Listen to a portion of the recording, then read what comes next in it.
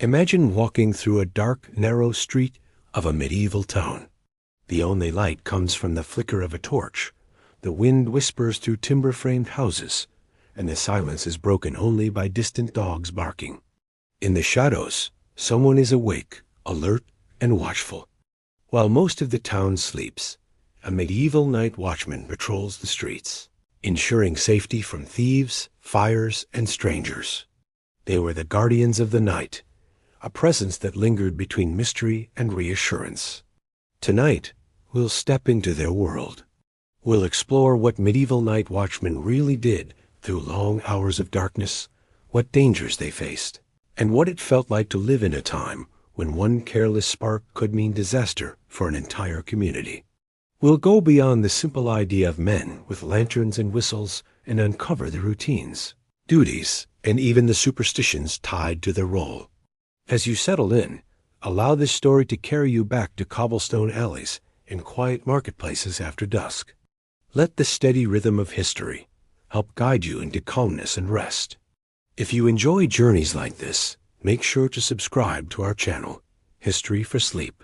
That way, you'll always have more stories waiting for you when you need them. And we'd love to hear from you. Leave a comment letting us know what kinds of history you enjoy most, and even what time of day or night you like to listen in.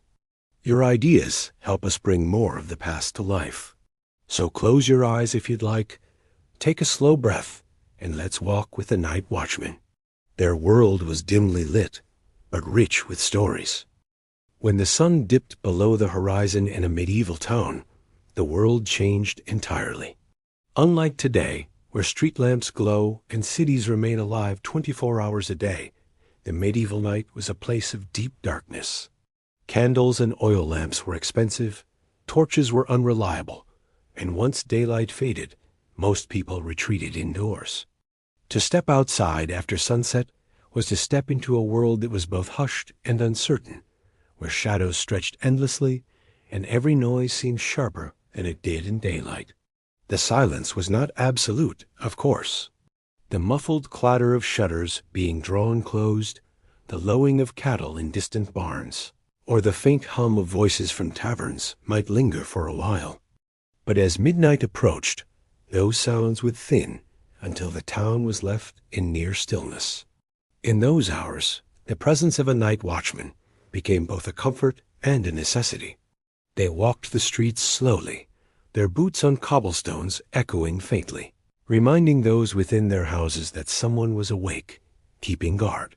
The medieval night carried real dangers. Towns were often built of timber, tightly packed together, and a single spark could set entire neighborhoods ablaze. Fires did not wait for daylight, and a careless candle or smoldering hearth could bring disaster while people slept.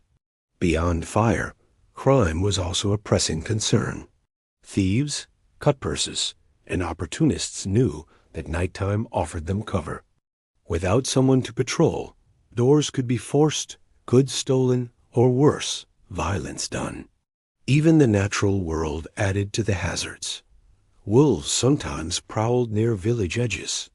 Stray dogs, emboldened by hunger, scavenged the streets. Rats thrived in darkness.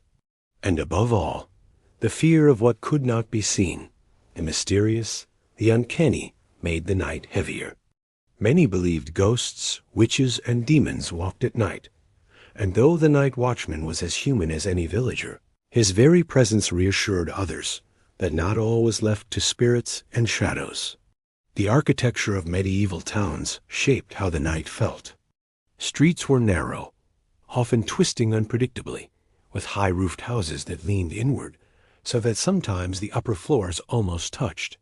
In such places, moonlight barely penetrated, leaving long passages in near total blackness. It was in those passages that the watchman's lantern glowed, casting shaky pools of light as he moved.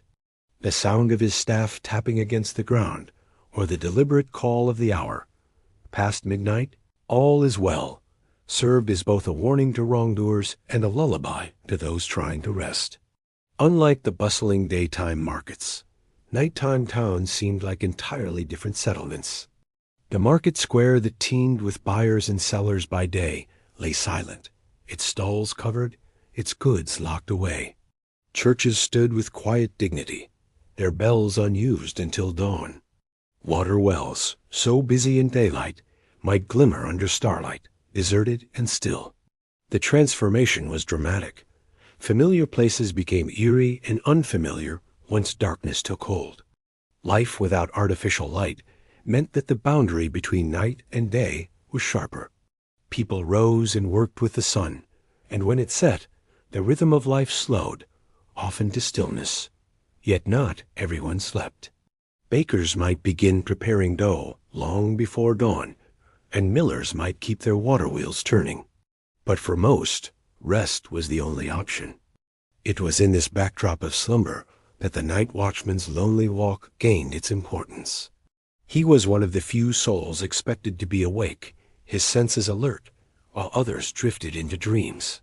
The watchman's presence was not only practical but symbolic. He represented order in a world where chaos always threatened to creep in under cover of darkness. Towns were vulnerable when their citizens were asleep. The watchman's role was to guard that vulnerability. His steady pace, his repetitive rounds, and his ritual of calling out the time gave a rhythm to the night, almost as though the town itself had a heartbeat that continued to pulse even in slumber. Those awake at night might hear him pass and feel reassured. A traveler delayed on the road could enter town late, and upon seeing the watchman's lantern, know he had reached safety. A merchant worried about thieves could rest easier hearing the call of the hour. Even those who feared spirits or demons found comfort in the fact that a man of flesh and blood was on guard.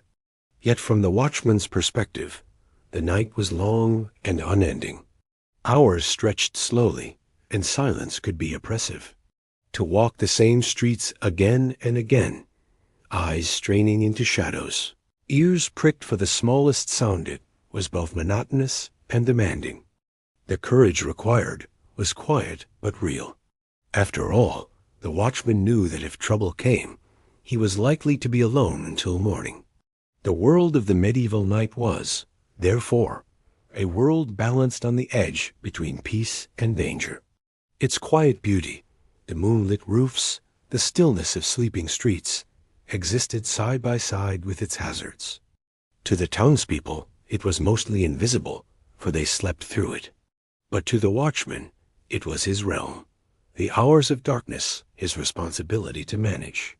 He was the unseen thread holding the town together while it rested, ensuring that dawn could arrive without calamity. The medieval night was not just a time of sleep.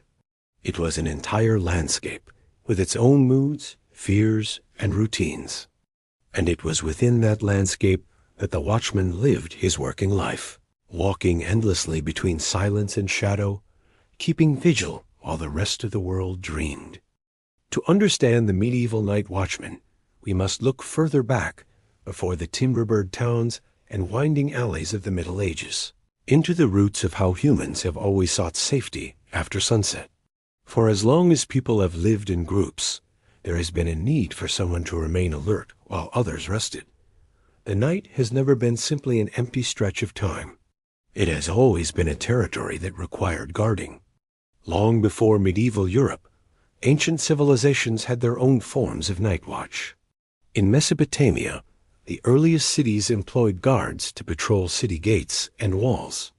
Clay tablets record orders given to sentinels, ensuring that watchfires were kept lit and that no enemy slipped in under cover of darkness.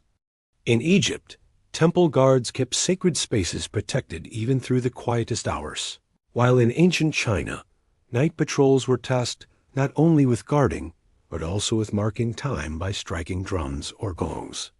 The Romans created perhaps the most organized version of this system. Their vigils, sometimes described as a mix between firefighters and policemen, patrolled the city of Rome by night. They carried buckets, axes, and whistles, ready to extinguish fires or raise an alarm against thieves. The vigils even divided the city into districts, each with its own post, creating a structured network of nighttime guardianship. Though Rome eventually fell, its memory lingered, and many medieval cities unconsciously echoed its systems when they organized their own watch. When Europe entered the early medieval period, the collapse of centralized authority left towns vulnerable. Small settlements grew around castles, monasteries, or trade routes, and while lords provided some protection, villages and towns had to take matters into their own hands. Community-based watch systems emerged. At first, these were simple. Men of the settlement took turns staying awake at night, often as part of a shared duty. This was not a professional role, but an obligation of membership, a way of ensuring that one household's fire or one thief's ambition did not doom the entire community. As towns expanded, the need for more formal organization grew. By the High Middle Ages, especially in bustling trade centers like London, Paris, and Cologne, night watches had become established institutions. In some places, every able-bodied man was expected to take his turn. In others, wealthier citizens could pay a fee to avoid personal service, with the money funding hired watchmen instead. The system reflected broader medieval society, a mixture of duty, hierarchy, and communal responsibility. It is important to remember that in a medieval worldview, the night was not merely inconvenient, but genuinely dangerous. Illness was thought to spread more easily in damp night air. Spirits were believed to roam more freely once the sun disappeared. Darkness itself symbolized disorder, sin, and uncertainty. To appoint someone to stay awake through it was, in a sense, to appoint a guardian against chaos. Thus, the origins of the night watch were not only practical, but also deeply cultural. They reassured people that the world could be kept in balance, even when the sun was gone. One early example comes from 13th century London, where records mention watch and ward. By day, men guarded the city gates. By night, they patrolled the streets. Bells would toll to signal curfew, and fires were ordered banked. Anyone wandering after dark without good reason risked arrest. Such practices reveal how the medieval watch was as much about discipline as it was about protection. To watch was not just to guard, but to enforce the rules of communal life. Across Europe, variations of this system flourished. In German towns, a Nachtwächter became a recognizable figure, often carrying a horn and wearing a cloak. In Italian cities, mercantile wealth allowed for more professional guards, while in rural villages, the watch might still be little more than neighbors taking turns. Yet in each case, the roots were the same, a recognition that nights were perilous and that order required vigilance. The origins of the night watch also tell us much about medieval ideas of justice. Unlike modern policing, which is centralized and professional, medieval watch systems were deeply local. They were born from necessity, shaped by each community's size, wealth, and fears. In some ways, they were democratic, every man expected to serve, but they were also hierarchical, since the wealthy could often buy their way out of the duty. This blend of communal responsibility and inequality was typical of the age. Religion, too, influenced the origins of the watch. Monasteries kept strict schedules, with monks rising at intervals through the night to chant prayers. Bells marked the hours, ensuring that even in darkness, time was accounted for. Town watches sometimes borrowed from this rhythm. The calling of hours, "It is midnight, all's well," may have echoed the liturgical marking of time. The watch thus became not only a protector of safety, but also a keeper of order in the divine sense, structuring the night as monasteries structured prayer. The rise of urban centers during the later Middle Ages strengthened the role of the watch. As trade grew, towns became wealthier, drawing merchants, travelers, and sometimes trouble. Markets were tempting targets for thieves. Warehouses brimmed with goods worth stealing. Foreign visitors could cause unease. Night watch systems expanded accordingly, evolving from casual duties into recognized civic institutions.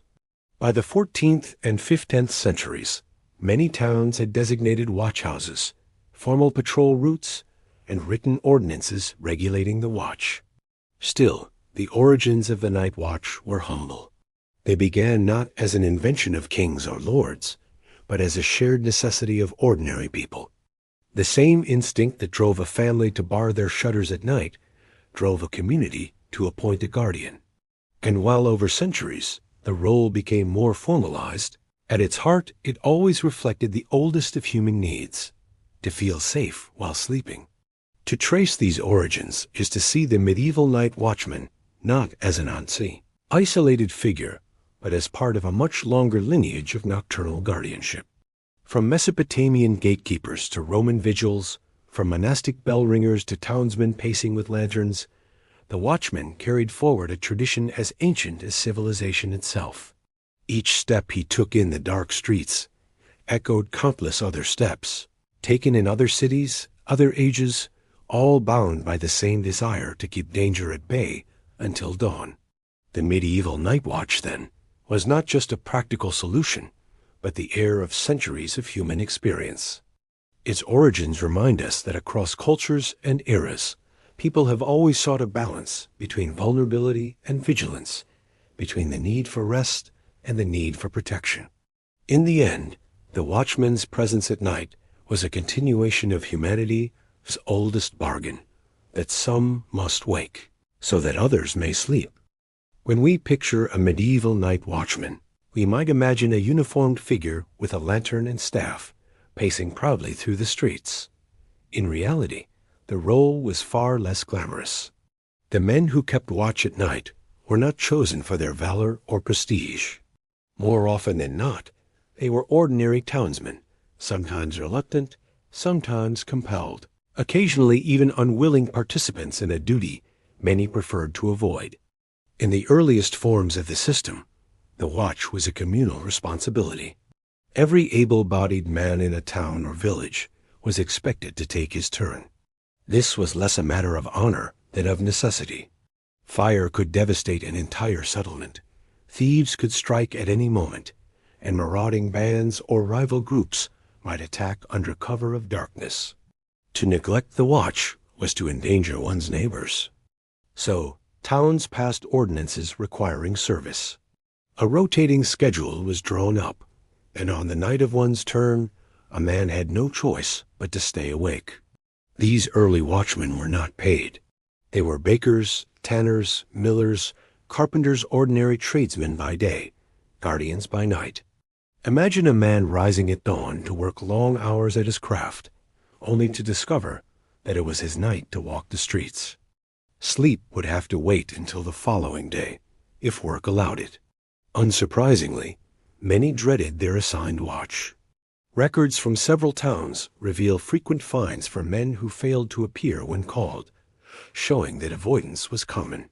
By the 13th and 14th centuries, larger and wealthier towns began to develop alternatives. Wealthy citizens, merchants, or professionals often disliked night duty and could afford to pay a fee to avoid it.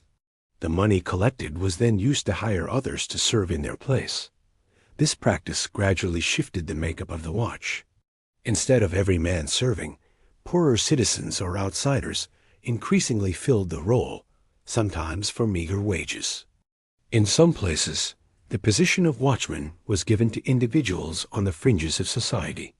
Criminals sentenced to watch duty as a punishment appear in records, forced to walk the streets as penance. Foreigners without established rights in the town could also be assigned to the task, considered expendable and convenient. And in certain cases, men too old for heavy labor, but still able-bodied enough to walk, might find themselves pressed into the role. Despite this, not all watchmen were reluctant. For some, it was a source of steady employment. In towns where professional watchmen were hired, the pay was modest but reliable. These men often formed small fraternities, developing camaraderie as they shared long hours in the cold. They were known figures in their neighborhoods, recognized by their cloaks, lanterns, or the sound of their horns. Their presence became part of the rhythm of nightly life. Still, the reputation of watchmen varied widely. In some chronicles, they are described as lazy, often accused of sleeping on duty or spending their nights drinking in taverns instead of patrolling. Satirical poems poked fun at their drowsiness, portraying them as men who were meant to protect others from danger, yet could not keep their own eyes open. On the other hand, in moments of real crisis fires, riots, or attempted break-ins, the watchman's courage was vital. The same man mocked for yawning on a quiet night might, on another, be the one to sound the alarm that saved lives. The social status of watchmen was, therefore, ambiguous. They were necessary, but not highly esteemed. Wealthier citizens saw the duty as beneath them, while poorer men accepted it out of obligation or for survival. This tension mirrored broader medieval society, where duties were often distributed according to wealth and class. Just as peasants bore the heaviest burden of labor, so too did they often shoulder the responsibility of guarding the night. One must also consider the physical demands. Watchmen needed stamina to walk for hours in the cold, the discipline to resist sleep, and the awareness to notice subtle dangers. They were not soldiers, but they carried a staff or club, sometimes a short sword, and were expected to confront suspicious individuals. This required a measure of bravery, especially since they usually patrolled alone or in pairs without immediate backup. A man wandering after curfew could be a harmless traveler or a desperate thief with a knife. The watchman had to decide, in the dark, how to handle each encounter. Interestingly, in some towns, the watchman's role overlapped with that of the town crier. At set intervals, he would call out the hour, sometimes adding a phrase like, "All is well." This meant that even as he patrolled, he was performing a public service of timekeeping, reminding people of the passage of hours in a world without clocks in every home. In this sense, the watchman was not just a guardian, but also a marker of the community's shared time. Religious life also shaped who served. On holy nights or during religious festivals, extra watchmen might be appointed, sometimes chosen from among the younger or more pious men of the town. Conversely, men caught blaspheming, drinking excessively, or committing minor offenses might be punished by being forced to serve in the watch. Thus, the duty existed in a strange balance between civic service, punishment, and employment. What emerges from all this is a portrait of the watchman as an everyman figure. He was not a knight, not a noble, not a celebrated hero. Instead, he was a tired craftsman, a reluctant laborer, or a modestly paid servant of the town. He occupied the quiet margins of society, visible at night but largely forgotten by day. And yet, without him, medieval towns would have been far more vulnerable. There is something profoundly human in this picture. The watchman was flawed, sometimes lazy, sometimes fearful, sometimes resentful, but he was also essential. His very ordinariness was his strength. Unlike soldiers who fought grand battles, the watchman fought the slow, unseen battle of keeping danger at bay, night after night, so that others might wake to another dawn. In this way, the question of who became a watchman tells us more than just the mechanics of medieval law. It reveals how communities valued duty, how they balanced fairness and inequality, and how ordinary people carried extraordinary responsibilities without fanfare. The medieval night watchman, humble and uncelebrated, was a pillar of safety in a fragile world. To walk the streets of a medieval town at night was no small task. Darkness was heavy, danger could lurk anywhere, and one man, sometimes two, had to face it with only the objects he could carry in his hands. The watchman's tools were simple but vital. They were more than accessories. They were symbols of his role and extensions of his duties. Each object carried practical purpose, and together they created a fragile shield against the uncertainty of the night. The most recognizable tool of the watchman was his lantern. Without it, he would have been nearly blind in the narrow, twisting streets. Lanterns of the Middle Ages were not the glass-paneled lamps we picture today. Instead, they were often made of wood or metal frames, with thin sheets of horn or oiled parchment stretched across to protect the flame from the wind. The light was dim, flickering, and barely enough to illuminate more than a small circle on the cobblestones. But it was enough. To carry a lantern was not only to see but to be seen. For honest townsfolk awake at night, the glow was reassuring. For those who meant mischief, it was a warning that someone was patrolling. The flame itself required constant attention. Candles burned down quickly, and oil lamps sputtered if jostled too roughly.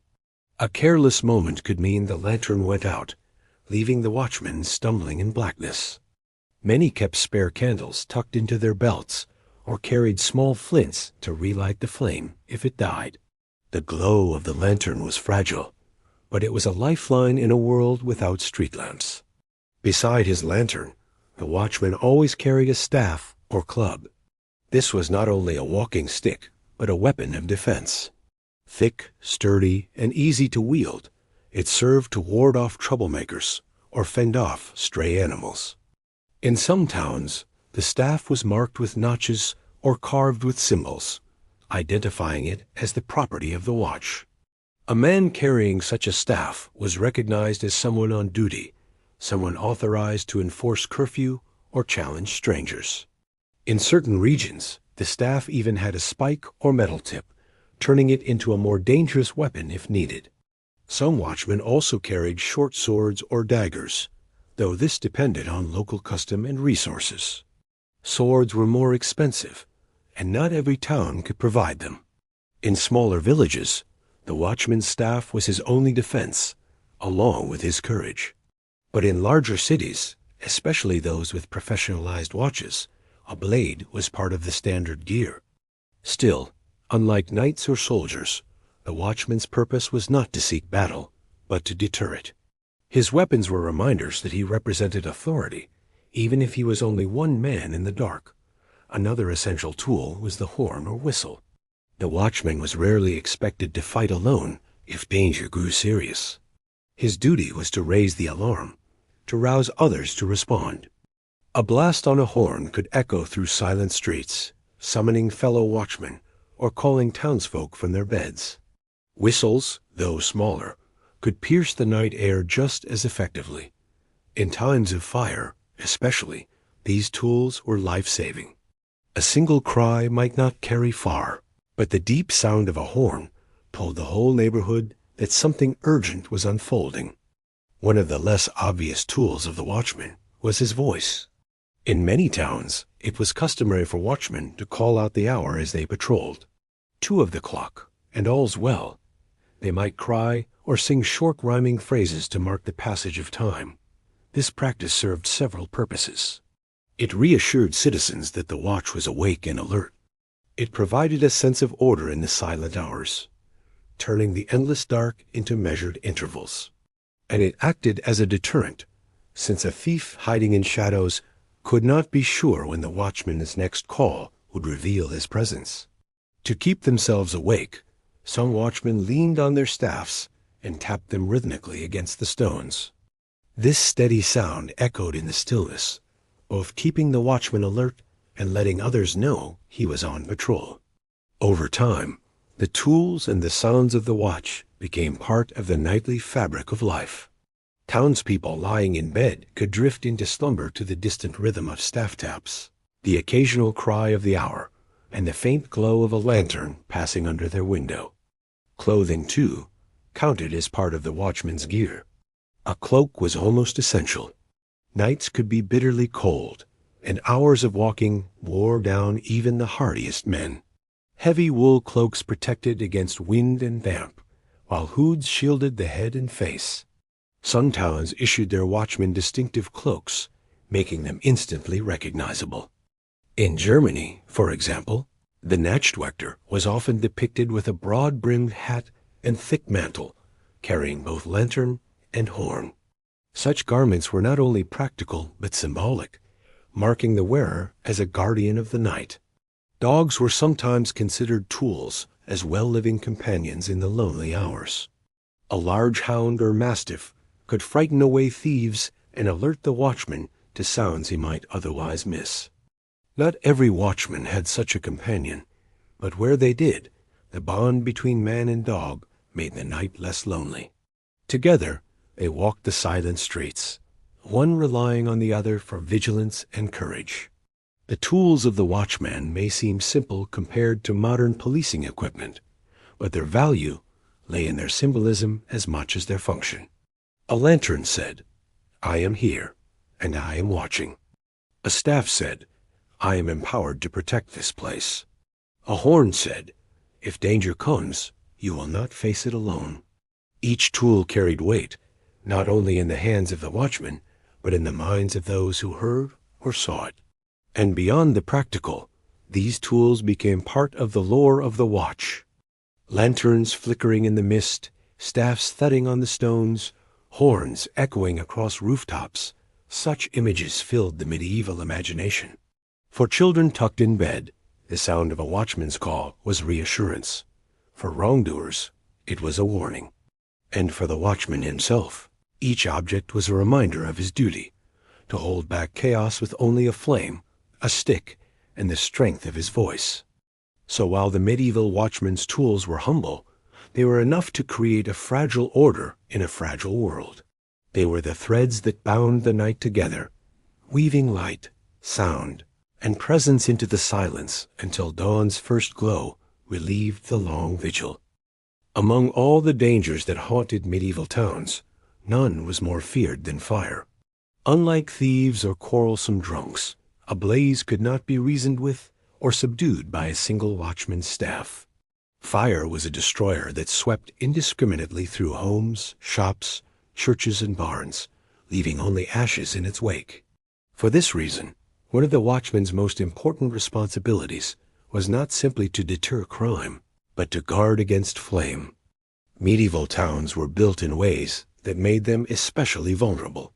Houses were crowded close together, often with upper stories jutting out above the narrow lanes, so that neighbors could lean from window to window and nearly touch hands. Timber frames, thatched roofs, and wattle and daub walls created a kind of tinderbox architecture. Once one house ignited, fire could leap across alleys with frightening speed. A single ember caught by the wind could mean catastrophe. Even in daylight, fire posed danger. Hearths burned in every home, candles lit workrooms, and forges roared in blacksmiths' shops. But at night, when people banked their fires before bed, the risk was still present.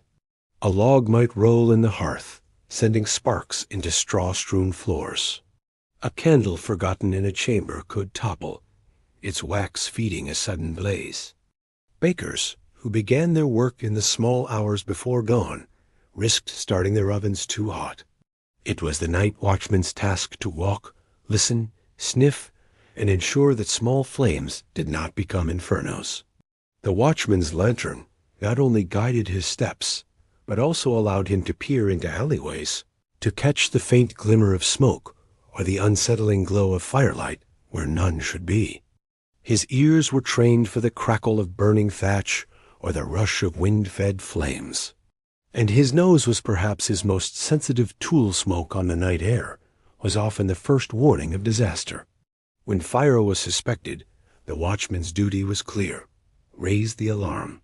He would blow his horn, strike his staff on the stones, and cry out to rouse the town. Bells in the nearest church or guild hall might then be rung, clanging through the silence until even the deepest sleepers awoke. In an age without fire brigades, it was every citizen's responsibility to respond. Buckets were filled, chains of men and women formed, and attempts made to quench the flames with water, ale, or even earth shoveled hastily from nearby. Some towns prepared for such emergencies with rudimentary equipment. Large leather buckets were stored in watchhouses. Axes and hooks might be kept ready to tear down burning thatch or pull apart houses to create fire breaks. But despite these efforts, fires often grew beyond control. Entire neighborhoods were lost to blazes in cities like London, Paris, and Lubeck long before the famous Great Fire of 1666. These smaller, forgotten fires were frequent enough that they shaped the nightly duties of every watchman across Europe. Because of the constant threat, many towns issued fire ordinances that the watchmen helped enforce. Curfews often required all household fires to be banked or extinguished after a certain hour. Candles were to be snuffed before bed. Chimneys had to be swept regularly to prevent dangerous soot buildup. The watchmen's patrols ensured that such rules were followed, and anyone caught defying them could be fined. In this way, the watchman was less a firefighter than a fire preventer, working to stop disaster before it began. The fear of fire was not only practical, but deeply cultural. In medieval thought, fire could symbolize both divine punishment and demonic malice. Chronicles describe blazes blamed on God's wrath, sent to chastise sinful cities. Others tell of fires whispered to be started by witches or enemies in the night. For watchmen, to guard against fire was therefore not only to protect lives and property, but to guard against what many saw as a cosmic danger, the line between safety and ruin drawn in sparks and smoke. In northern Europe, where winters were long and cold, the danger was heightened. Fires burned constantly to warm homes, meaning more embers, more chance for mishap. In southern regions, where open hearths were sometimes placed in courtyards, the risk was slightly less, but in crowded cities, the fear was universal. Wherever towns grew, so too did the role of the watchman as a protector against fire. The task demanded vigilance. Imagine walking a silent street and catching a faint orange flicker through a shutter crack. Was it simply a late candle, or was it the beginning of something far worse? The watchman had to decide when to act, when to sound the horn, when to rouse the entire neighborhood from slumber. To cry fire was serious panic, could spread as fast as flames themselves, but hesitation could cost lives. It was a heavy burden for a single man in the night. Sometimes the watchman's cry came too late. In those moments, he joined the townsfolk in desperate efforts, hauling buckets, tearing down timbers, shouting warnings. He might be the first to the blaze, but he was never alone for long, as fire summoned everyone from bed. The watchman's greatest contribution was not always his strength, but the minutes of early warning his vigilance could buy. Those few minutes often meant the difference between a controlled fire in one building and a catastrophe that consumed a district. The connection between watchmen and fire was so strong that in some places their very title reflected it. In parts of Germany, they were known not just as night watch, but as fire watch, emphasizing their role in preventing the most dreaded of disasters. Songs and rhymes about watchmen often mentioned their cries of warning, reminding listeners that while thieves could be punished later, a fire demanded immediate action. For medieval people, who had so little means to resist flame, the watchman was a kind of insurance policy. He was the nose, the ears, and the voice of the town during its most vulnerable hours. His lantern might not banish darkness, but it might catch the faintest wisp of smoke. His staff might not defeat a fire, but it could pound the stones to rouse neighbors to action. And his horn, loud and piercing, might be the sound that saved dozens of lives. Thus, to keep the fires at bay was not a side duty, it was central to the watchman's role. Without him, towns risked sleeping unguarded against their most relentless enemy. With him, there was at least the chance that dawn would come without destruction, that families could wake to homes still standing, that markets could open as usual, and that life could continue. In this way, the medieval night watchman was less a warrior against crime and more a sentinel against catastrophe. He was the quiet figure who walked under the stars, alert to the faintest sign of flame, ready to rouse an entire town if needed. His presence meant that even in a world built of timber and thatch, there was always someone awake, holding disaster at bay until morning light returned. The medieval night was not only a time of silence and slumber. It was also a time of opportunity for those who sought mischief. Thieves, burglars, and wanderers without honest intent often waited for darkness to cover their movements. Shadows became their allies, narrow alleys their hiding places. And it was into this uncertain world that the night watchman stepped, his lantern casting light into corners where crime might lurk. During daylight, towns could rely on the presence of crowds. Merchants filled the market, Neighbors lingered at wells. Guildsmen oversaw their trades. Eyes were everywhere, and suspicious behavior was difficult to conceal. But when night fell, those eyes closed behind shutters and doors. Streets emptied, stalls were locked, and the public gaze disappeared. Darkness created freedom for anyone bold or desperate enough to move about after curfew. Medieval towns tried to prevent such dangers with strict rules. Curfews were common, announced by the ringing of church bells.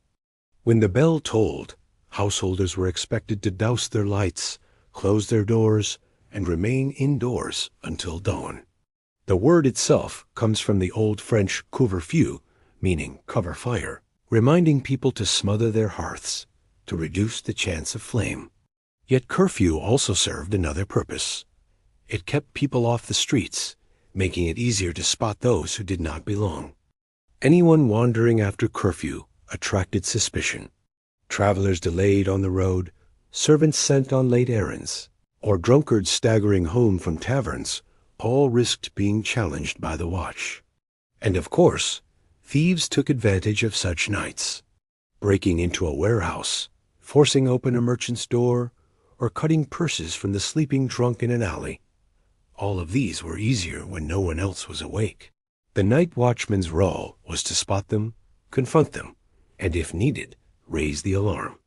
The tools at his disposal were limited. A staff or club could ward off a petty thief, but against a determined band of criminals, the watchman often had little chance. His greatest weapon was his authority and his voice. To cry out was to summon others, to shame the guilty, and to turn the silence of night into a chorus of warning. In this sense, the watchman was less a fighter and more a deterrent. His steady presence, his lantern swinging through the dark, discouraged wrongdoing by reminding potential offenders that the streets were not empty. Records from towns across Europe reveal frequent encounters between watchmen and wrongdoers. Some were simple drunks found asleep in gutters, scolded and escorted home. Others were serious bands of burglars, caught with stolen goods, detained until morning courts could hear their cases. In certain cases, watchmen arrested suspicious strangers who could not explain their presence in town. To be caught wandering without cause was itself grounds for suspicion, and travelers without letters or tokens of introduction risked being treated as vagrants or spies. The fear of strangers was deeply rooted in medieval life. Towns valued their community ties, and outsiders were often seen as potential threats. A stranger entering by day might present himself openly, trading or seeking lodging. By night, however, any unknown figure became instantly suspicious. Watchmen were expected to stop them, question them, and sometimes detain them until daylight revealed their intent. Crime at night was not always the work of professional thieves. Hunger and poverty drove many to desperation. A poor laborer might steal food from a market stall, a beggar might break into a barn for shelter, or a servant might risk sneaking into a master's storehouse. To the watchman, these acts looked no different from deliberate criminality. His job was to protect property and order, not to judge motives. Yet one can imagine the quiet moral dilemmas he faced: to drag a starving man before the magistrates, or to send him on his way with a warning. The risks were not small. Some thieves carried knives, clubs, or other weapons. Darkness gave them courage, and surprise was on their side. A lone watchman patrolling could find himself outnumbered, forced to retreat or cry for aid. Stories survive of watchmen beaten, robbed, or even killed in the line of duty. Their role was dangerous, not because they sought combat, but because they placed themselves in the paths of those who preferred to remain unseen. Despite this, the watchman's nightly vigilance created a psychological barrier against crime. The knowledge that someone might appear at any hour, calling out the time or shining a lantern down the street, discouraged many would-be offenders. Town ordinances often stated explicitly that the watch existed to prevent robbery, assault, and mischief. Even if he rarely caught thieves red-handed, the watchman's presence reduced their freedom.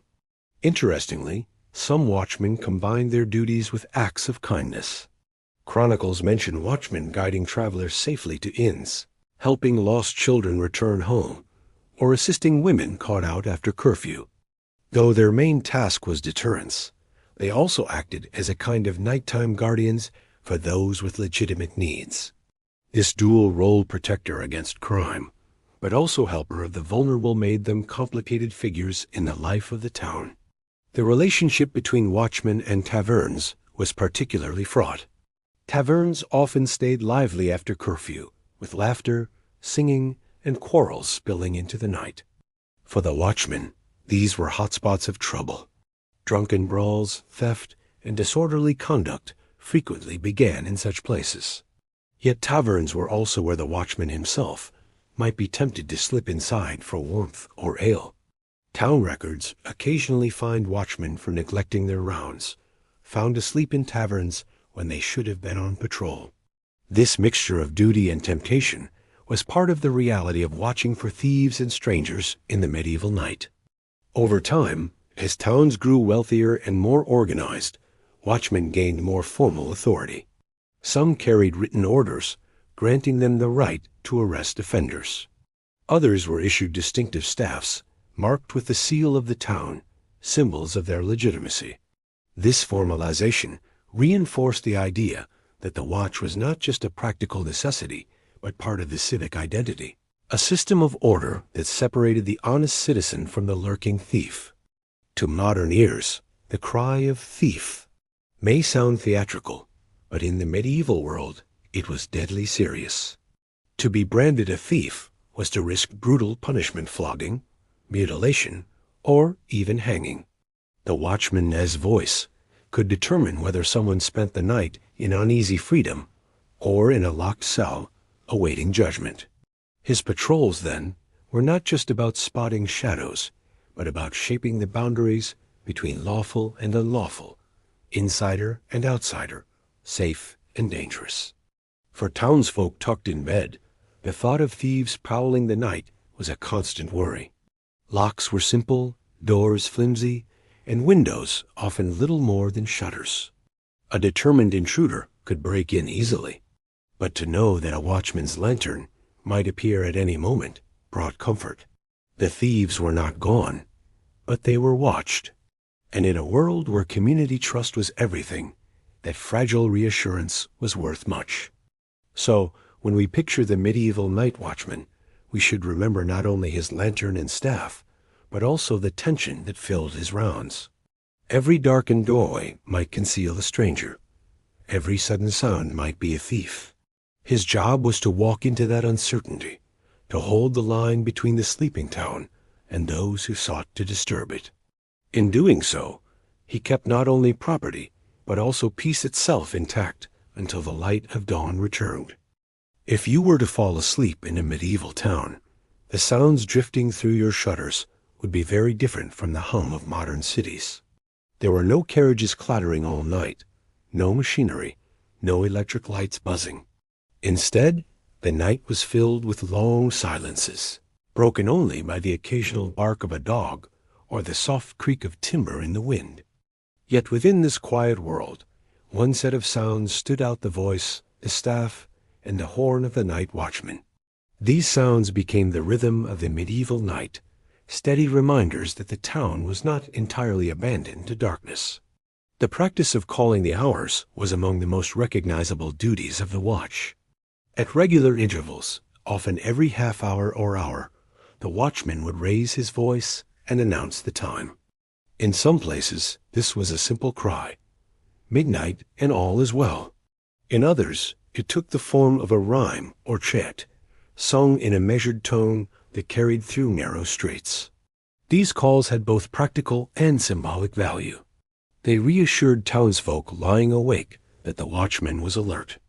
They helped bakers, monks, and early risers mark the passage of the night.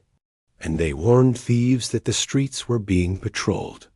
The style of these cries varied by region. In German towns, the Nachtwachter often sang verses, some of which survive to this day. For example, a watchman might sing about the hour, the weather, or even offer blessings of peace upon the town. In England, simpler phrases sufficed: "Past 1 o'clock" and "a fair morning."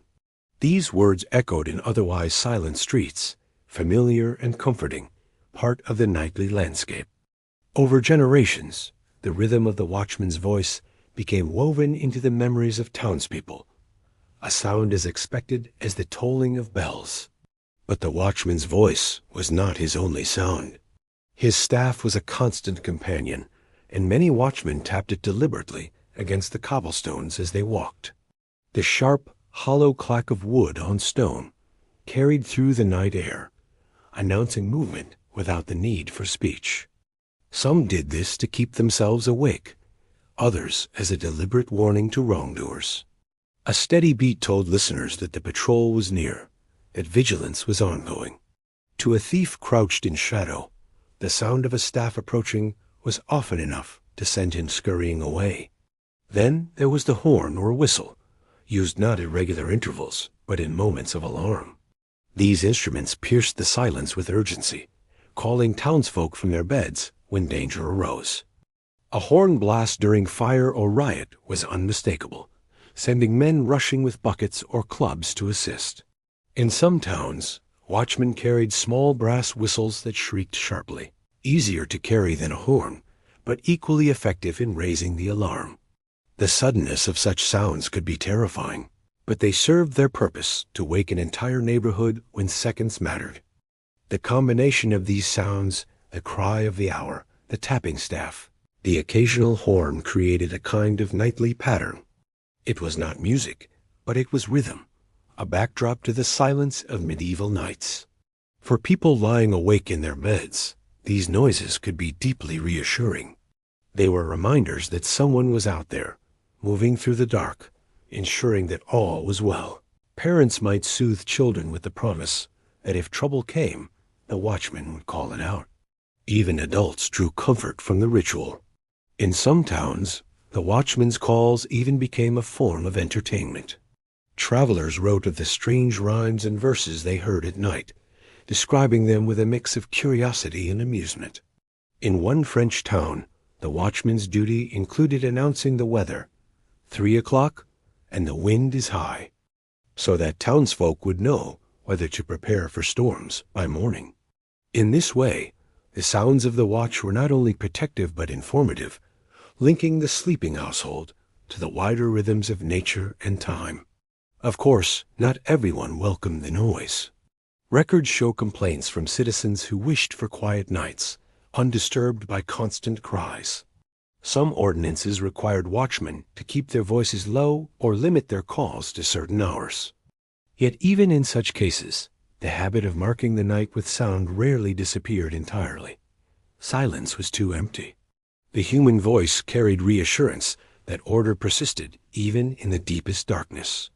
Beyond the official duties, there were the unofficial sounds of the watch. A cough carried through the still air, a muttered curse at the cold, the creak of boots on wet stones. A pair of watchmen talking softly as they walked might be heard through shuttered windows. To townsfolk, these fragments of conversation or the shuffle of footsteps were reminders of humanity in the night. They broke the sense of isolation, connecting sleepers to the steady vigilance outside. Sometimes the watchman's cry even blended with religion. In towns with strong monastic influence, the calls of the hours echoed the ringing of bells that marked nocturnal prayers. 2 of the clock, the watchman might cry, while monks in the abbey nearby rose for their vigils. The overlap between sacred and civic sound reinforced the idea that the night was not abandoned to chaos. Both God and man were awake, each in their way, guarding the town until dawn. To imagine a medieval night without these sounds is to imagine a far more unsettling world. Silence without pattern would have left townsfolk uneasy, every creak of timber or bark of a dog magnified into potential threat. The watchman's steady noises turned the unknown into something known, structured and manageable.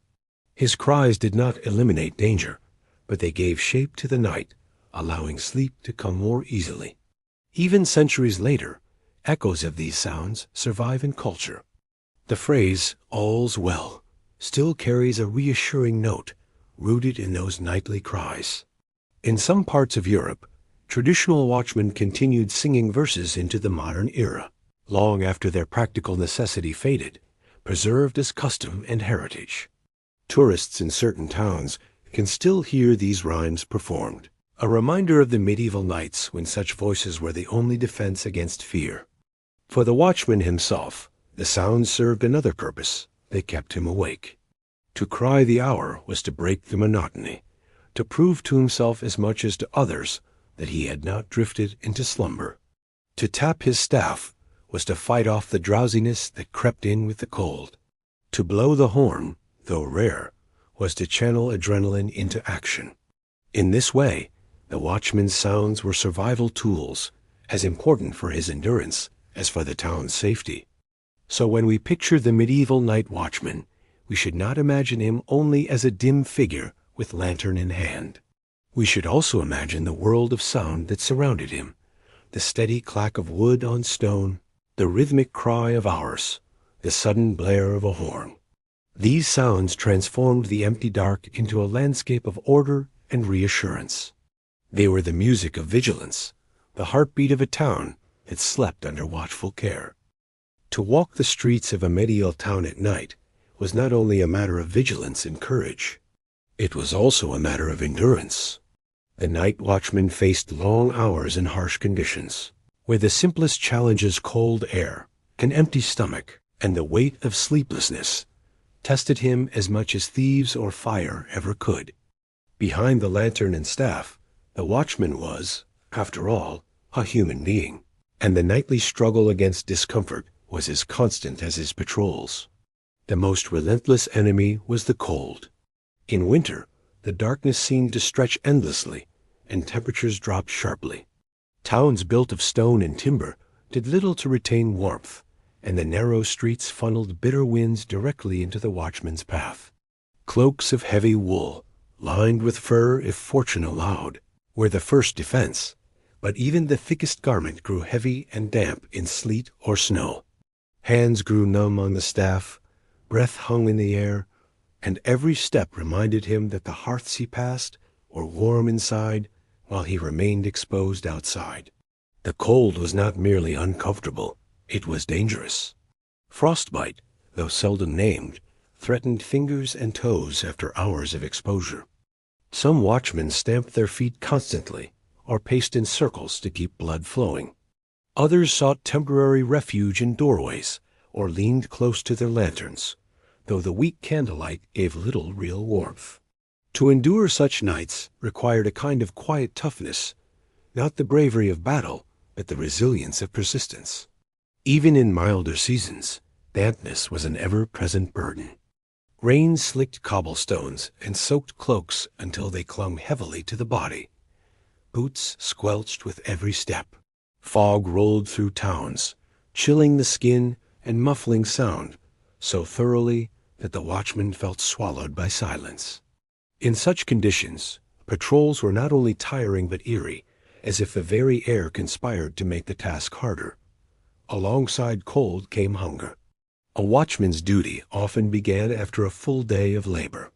If he was a craftsman or laborer, he might have spent hours at the forge, the loom, or the plow before taking his turn at night. Supper may have been meager, leaving him with little energy for the long vigil ahead. Bread, cheese, or a bowl of pottage filled the stomach only briefly.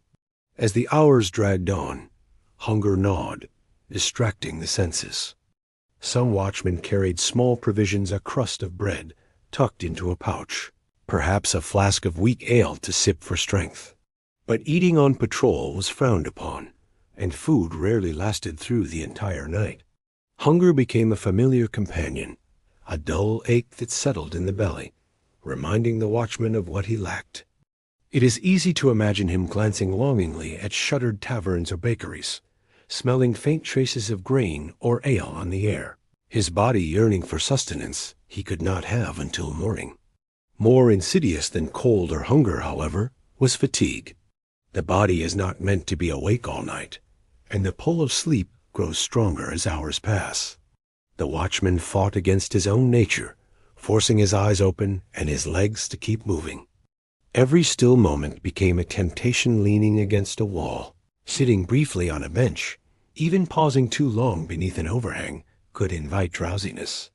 Many ordinances explicitly forbade watchmen from sitting down or resting, for too many had been caught asleep on duty.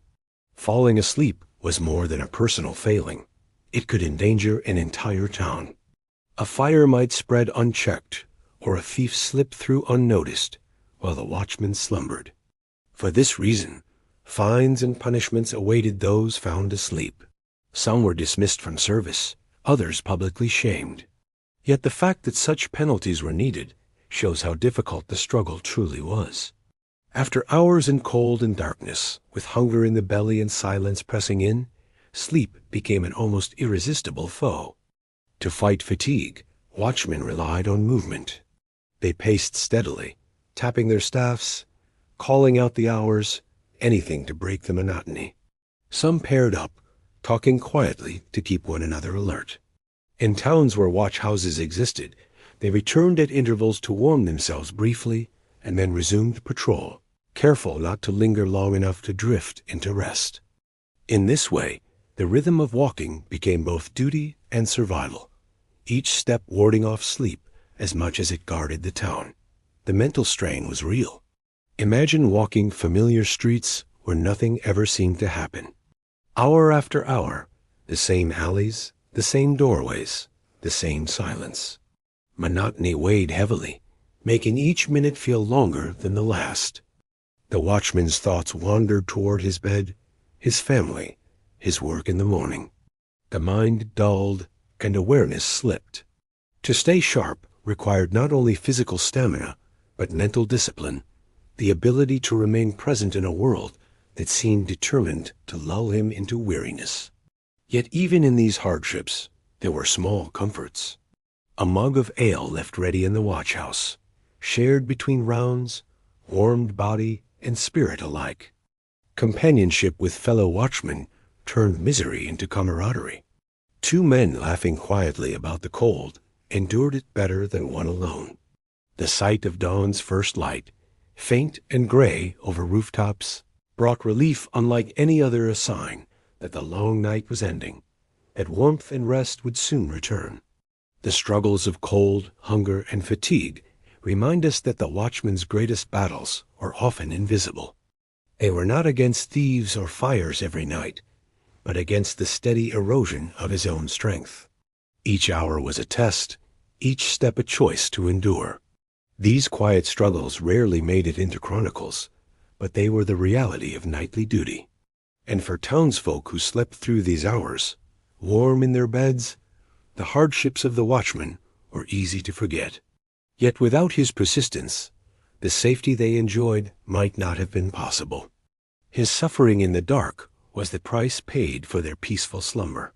Thus, the medieval night watchman was not only a guardian against outer dangers, but also a warrior against the inner trials of exhaustion and discomfort. His cloak, his staff, and his lantern shielded him little from the cold, but his determination carried him through. His stomach might ache, his eyes might droop, yet he walked on, step after step, until the morning bell rang. The story of the watchman is, in many ways, the story of endurance itself, not dramatic heroism, but quiet persistence. Not victory in grand battles, but survival through small, weary struggles. And in those struggles lies a lesson, that sometimes the greatest acts of service are the simplest ones: staying awake, keeping watch, and ensuring that others may rest without fear. Not every challenge faced by the medieval night watchman came from thieves or the threat of fire. Often, the greatest disturbances came from those who had indulged too deeply in ale or wine. The medieval tavern was a lively place, full of music, conversation, and laughter. But once the curfew bell tolled, the revelry was supposed to cease. Yet taverns rarely quieted easily. Songs grew louder, quarrels broke out, and staggering figures spilled into the streets.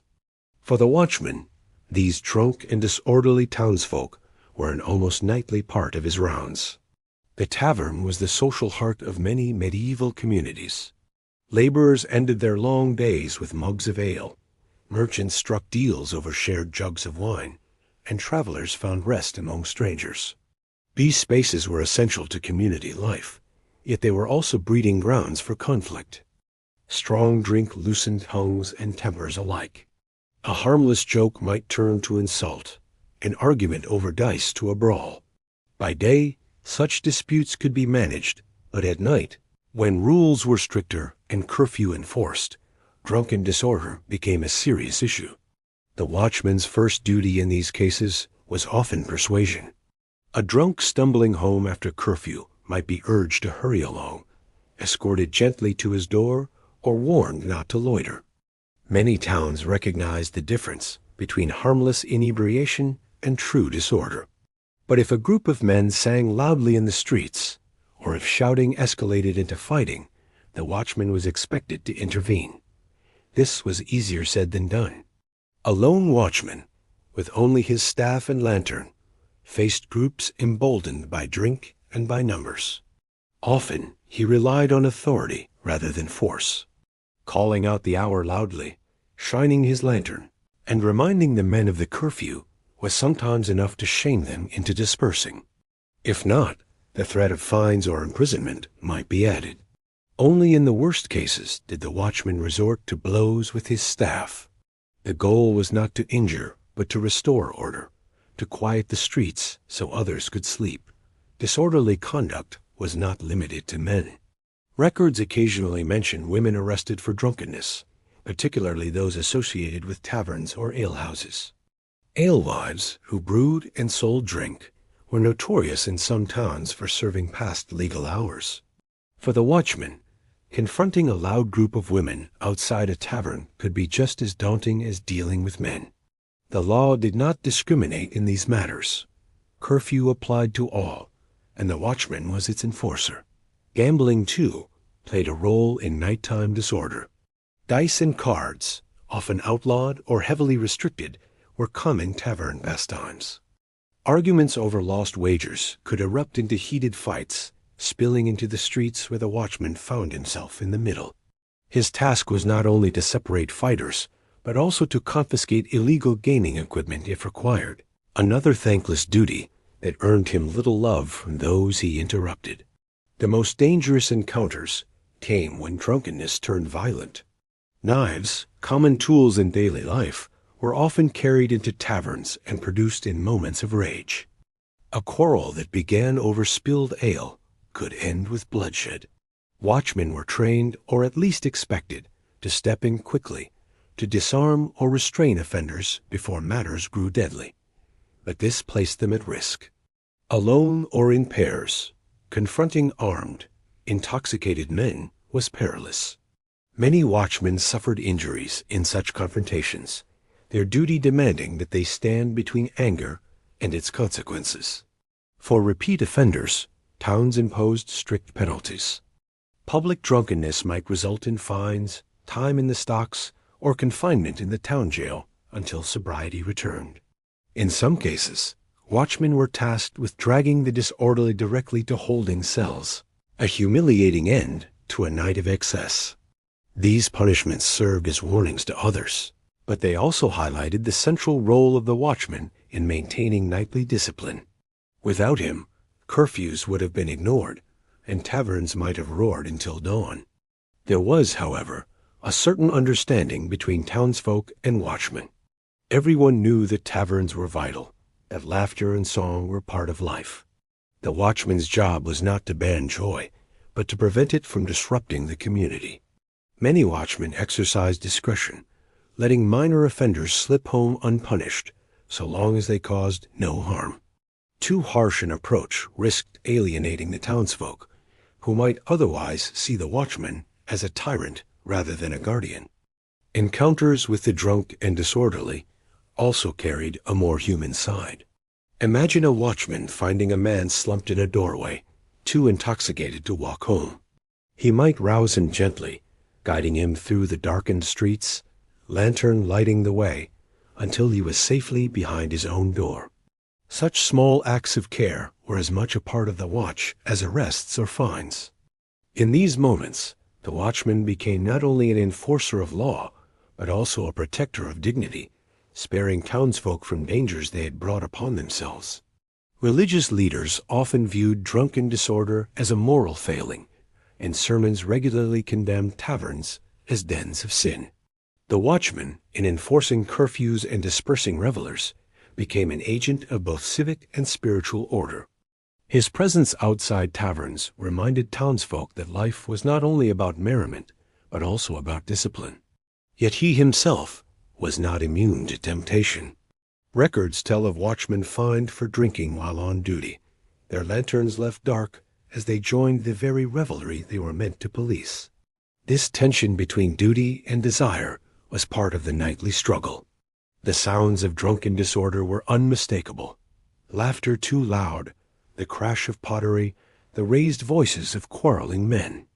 To the townsfolk trying to sleep, these noises were disruptions.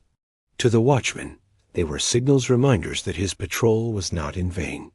Every shout was a summons, every clatter a call to step in, restore peace, and remind the town of the rules that bound it together. Over time, the presence of the watch shaped the culture of taverns themselves. Innkeepers learned to quiet their guests as curfew approached, lest they draw unwanted attention. Revelers knew that lingering too long in the streets risked confrontation. In this way, a nightly dance between watchman and drunkard became part of the rhythm of town life. Both sides understood the game. One pushed boundaries, the other enforced them, and together they created the fragile balance of order and freedom. Thus, encounters with the drunk and disorderly were not merely inconveniences, but central to the watchman's role. They reflected the constant tension of medieval nights, where joy and chaos lived side by side. The watchman's lantern, shining on staggering figures, was a reminder that even pleasure had limits, that community peace depended on restraint. For the people who slept through these disturbances, the watchman's efforts were invisible. But for those awake in the streets, drunk or sober, he was a figure of authority, the line between laughter and lawlessness. His patience, his firmness, and sometimes his mercy shaped the tone of the night as surely as his staff or horn. And so, while fire and theft were feared, it was often the common drunkard who most tested the watchman's endurance. Night after night, he stood at the crossroads of merriment and mayhem, holding his small circle of order against the tide of human excess, until the first light of dawn returned discipline to the world once more. For all the practical dangers of the medieval night fire, thieves, drunken quarrels, there was another threat that weighed just as heavily on the minds of townsfolk: the unseen world of spirits, demons, and the uncanny. In the medieval imagination, night was the hour when supernatural forces grew strong, when the veil between the living and the dead thinned, and when beings best avoided walked freely through streets and fields. For the night watchman, patrolling these hours meant not only facing earthly risks, but also enduring the fears that came with stories whispered around hearths. Darkness itself held a symbolic weight. Day was associated with God's order, light, and reason. Night, by contrast, belonged to the devil, to temptation, and to the hidden. Monks prayed through the hours of darkness precisely because it was believed evil was most active then. Ordinary people, lacking the cloister's comfort, relied instead on closed shutters, locked doors, and their faith. Yet one man, the watchman, was expected to walk outside in the very hours when evil was thought to prowl. One of the most common fears was that of ghosts and restless spirits. Medieval towns were full of churches, graveyards, and shrines, and it was believed that the dead sometimes rose from their resting places at night. Tales spoke of souls who had not received proper burial, or who carried unfinished business, appearing in alleys or knocking on doors. For the watchman, the faint sound of footsteps or a shadow moving unexpectedly could stir such fears. Was it merely a stray dog? Or was it a wandering spirit, doomed to roam until prayers released it? Closely tied to these fears were beliefs in demons and witches. Night was considered their natural domain. Witches were thought to slip from their homes at midnight, gathering in secret places to perform rites with the devil. Demons, too, were imagined as stalking the dark, waiting to tempt or harm those foolish enough to wander. For the Watchman, these beliefs were more than superstition. They shaped his nightly mindset. Each rustle of wind, each flicker of lantern light on a wall, could remind him of the stories told by priests and neighbors alike. In Northern Europe, the fear of werewolves haunted many communities. Folklore told of men cursed to transform under the moon, roaming the countryside in search of victims. Though such creatures were rare in official records, the terror they inspired was real. Watchmen patrolling near town gates or along the outskirts might glance nervously at shadows in the fields, wondering whether a pair of glowing eyes belonged to a wolf or something worse. Supernatural fears also mingled with natural dangers. The howl of wolves, the hoot of owls, the sudden screech of a fox all could be interpreted as omens or signs of evil. The medieval mind, deeply attuned to symbolism, rarely saw these sounds as random. For the watchman, alone in the silence, such noises added to the sense that he was walking not just through streets, but through a landscape alive with unseen forces.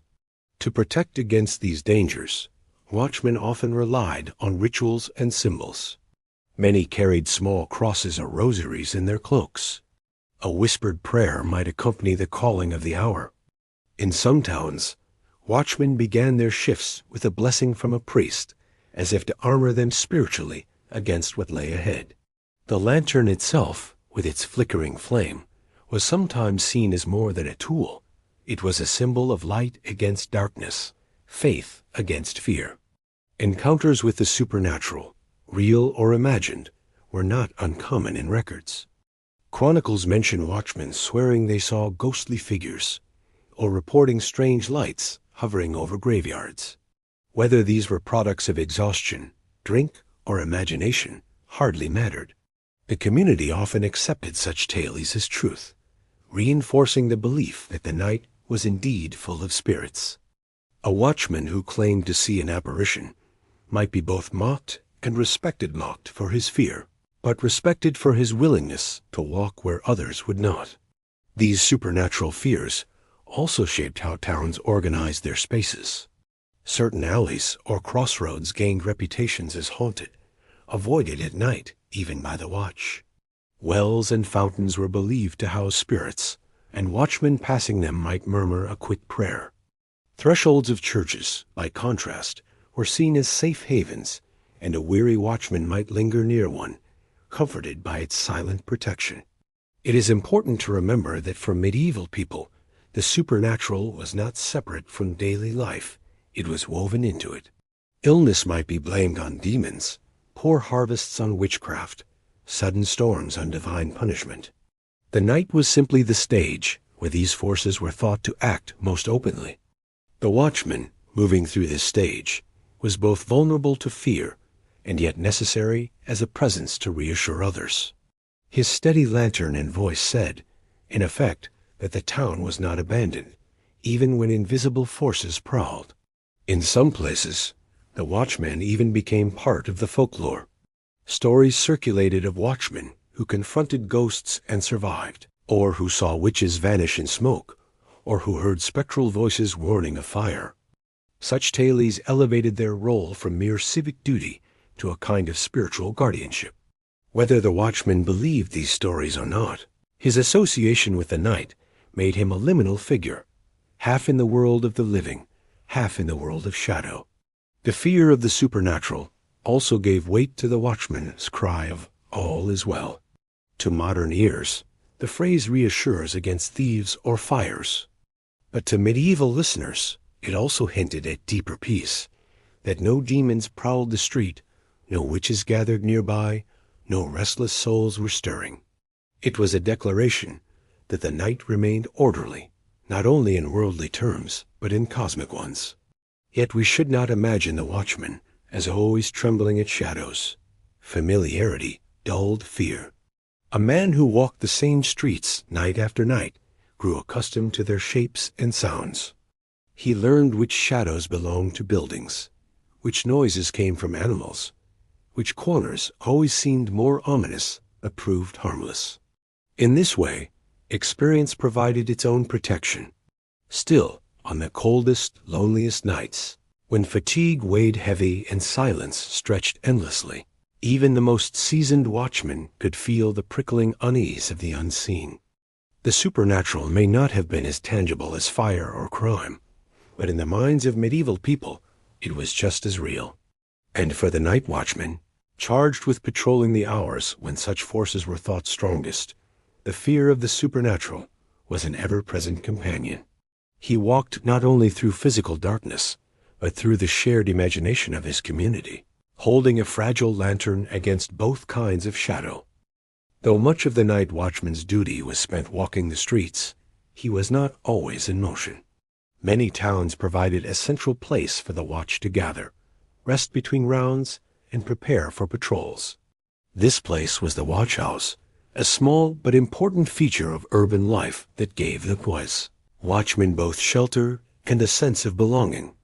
To understand the rhythm of their work, we must step inside these humble spaces and imagine the quiet moments that unfolded there. A watch house was rarely a grand building. In smaller towns, it might be nothing more than a simple timber hut or a corner of the town hall. In larger cities, it could be a stone chamber attached to the gates, walls, or market square. What mattered was its function. It served as headquarters, meeting point, and refuge. Its location was strategic, often near the heart of the town or by one of the main gates, so that the watch could respond quickly to alarms. Inside, the furnishings were simple. A wooden bench or two lined the walls, a table stood in the center, and hooks for cloaks or weapons hung near the door. A brazier or small hearth, if fortune allowed, provided warmth during cold nights.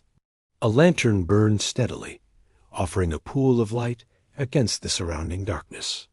The atmosphere was plain, but it was a place of safety and companionship, something invaluable during long hours of patrol. The watch house was the place where the night began. As curfew bells rang, watchmen gathered to receive instructions. They might be assigned patrol routes, reminded of ordinances, or warned of recent troubles, rumors of thieves, taverns likely to grow rowdy, or concerns about fire hazards. The watch captain, if there was one, distributed staffs or lanterns and made sure the men were ready. Once prepared, they set out into the streets, pairs or small groups, disappearing into different directions, leaving the watch house quiet until their return. Between patrols, the watch house became a resting place. Watchmen came back to warm themselves at the brazier, share a flask of ale, or eat a small portion of bread carried from home. Here they could sit briefly, rub warmth into their hands, and exchange words with comrades. The camaraderie of these moments was one of the few rewards of the job. Laughter, whispered stories, or even simple silence shared in company helped ease the long night. It was in the watch house that gossip flowed. Watchmen, like any group of men with time on their hands, spoke of town affairs, which merchants were prospering, which families quarreled, which travelers had arrived with strange tales. They also traded stories of the rounds encounters with drunks, near misses with thieves, or eerie sounds that stirred their fears. Over time, these stories became a kind of oral tradition, shaping how the community imagined the dangers of the night. The watch house also served practical purposes.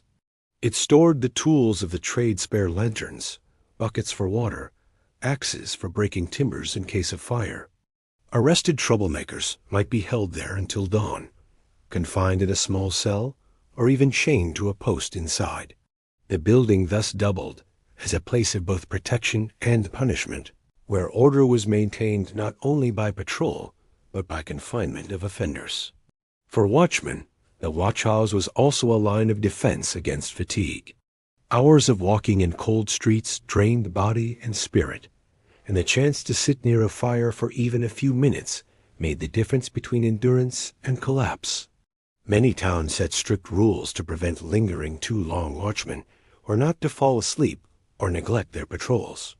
Yet even brief rests were vital. The warmth of the brazier, the hum of voices, the comfort of walls against the wind, all these renewed their strength for another round. Food and drink in the watchhouse were simple but cherished. A shared jug of ale was common, passed from hand to hand. Bread, cheese, or dried meat provided sustenance, eaten slowly to stretch through the night. Some towns even provided small stipends for rations, though often the men supplied their own. These modest meals became rituals, moments of pause in the otherwise relentless patrol. On nights of calm, the watchhouse could feel almost homely. The crackle of fire, the flicker of lantern light, and the low murmur of voices created an atmosphere of quiet companionship. But on nights of alarm, it transformed instantly. Horns sounded, men rushed in with urgent news, and chaos filled the room. Cloaks were thrown on, staffs seized, and the men poured out into the streets once more. The watchhouse was the eye of the storm, calm one moment, erupting with activity the next. For the community, the watchhouse stood as a visible symbol of vigilance. Its light shining in the night reassured townsfolk that the watch was present. Its very existence marked the town as organized and prepared, a place where order was valued and danger acknowledged. Travelers passing through noted such buildings as signs of safety, proof that someone kept watch when others slept. Life in the watchhouse was not without humor. Stories tell of watchmen trying to keep themselves awake with games of dice, only to be fined for neglecting duty. Others sang songs or recited verses to pass the time.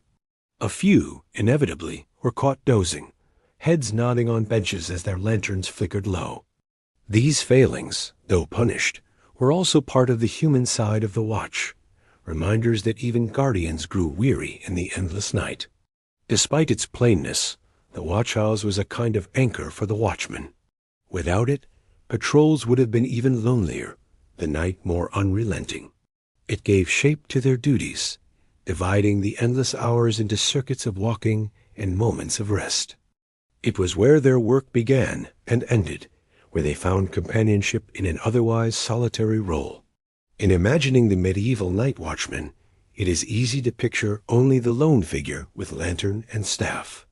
But behind that figure was always the watchhouse, the small pool of light and warmth that sustained him. It was the place where he drew courage, where he shared burdens, and where he prepared himself to step once more into the cold, silent streets. The watchhouse may not have been grand, but it was the beating heart of the night watch. Within its walls, men bound by duty found the strength to endure. And outside its door, the town slept more soundly, knowing that if danger came, the watch would rise from that humble shelter to meet it. While towns and cities relied on night watchmen to patrol their narrow streets, castles and fortresses had their own form of nocturnal vigilance. These were not ordinary patrols through markets and alleys, but duties carried out upon stone walls, gatehouses, and towers. The dangers were different, the responsibilities heavier, and the environment harsher. To serve as a watchman in a castle was to be part of the machinery of defense that kept lords, soldiers, and entire households safe from threats that might appear under cover of darkness. The setting itself shaped the work. Castles were built to dominate their surroundings, perched on hills, surrounded by moats, encircled by thick walls. By day they bustled with activity, servants rushing about, blacksmiths hammering, horses moving in and out of stables, noble families receiving visitors. But at night the castle grew still, and silence pressed in. Yet silence did not mean safety. Enemies could approach in the dark, spies might seek to slip through gates, and fires could threaten timber structures within. The castle night watchman's role was therefore both more military and more disciplined than that of his urban counterpart.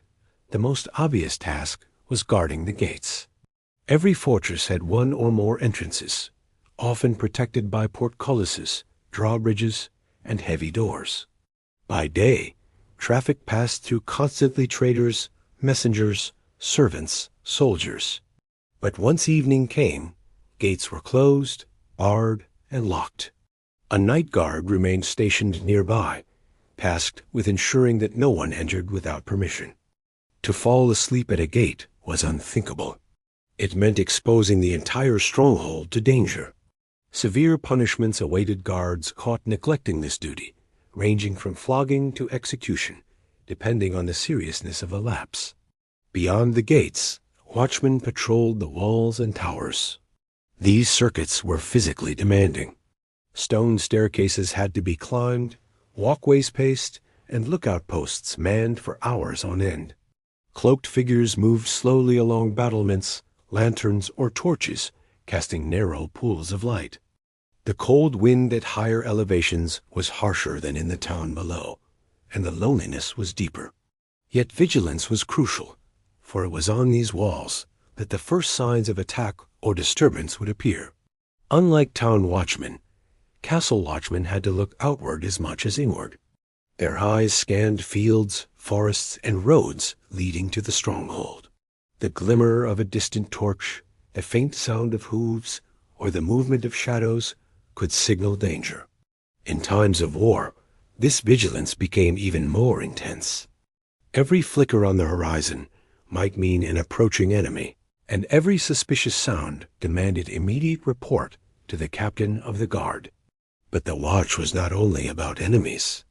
Within the castle walls, fires were a constant concern, just as in towns. Kitchens, with their roaring hearths, burned day and night. Smithies and storerooms posed risks as well. A fire inside a fortress could be just as devastating as one outside, consuming wooden roofs or collapsing structures. Watchmen were tasked with ensuring that torches were safely extinguished, braziers managed carefully, and suspicious smoke investigated. Their rounds were as much about preserving safety within as about guarding against threats from without. The hierarchy of castle life meant that watchmen in fortresses were often soldiers or retainers rather than ordinary townsfolk. Service on the night watch was considered part of military discipline, especially during campaigns or times of unrest. Pages and squires might be assigned to assist, learning the duties of vigilance as part of their training. Punishments for negligence were harsh precisely because the consequences were so grave. A dozing soldier on a wall could endanger not just property, but the lives of lords, ladies, and garrisons within. The tools of the castle watch reflected this military setting. Instead of simple staffs, they bore spears, swords, or crossbows. Lanterns were shielded carefully so as not to reveal positions to potential enemies outside. Horns or bells were ready to sound alarms across courtyards and halls. In times of siege, watchmen worked in shifts to maintain unbroken vigilance, sometimes aided by dogs trained to bark at strangers or movement in the night. Life on the night watch of a castle was grueling. Long hours in bitter cold, often broken only by brief exchanges with fellow guards at checkpoints, wore heavily on men. The monotony was intense hour after hour of silence, the same dark fields stretching into shadow. To combat fatigue, watchmen sometimes sang softly, stamped their feet, or recited prayers. Companionship, when available, helped. Two men walking together might whisper stories or share a flask of ale. But often, posts were solitary, requiring endurance of body and mind. Despite the hardships, the role carried a certain prestige. To serve as a castle watchman was to hold a position of trust. Lords depended on their guards as their first line of defense. A watchman who performed well could earn favor, advancement, or at least respect. His vigilance protected not only lives, but the honor of the household he served. Chronicles occasionally mention guards, praised for their sharp eyes, spotting approaching enemies before disaster struck. Such moments proved that the watch, however monotonous, could change the course of history.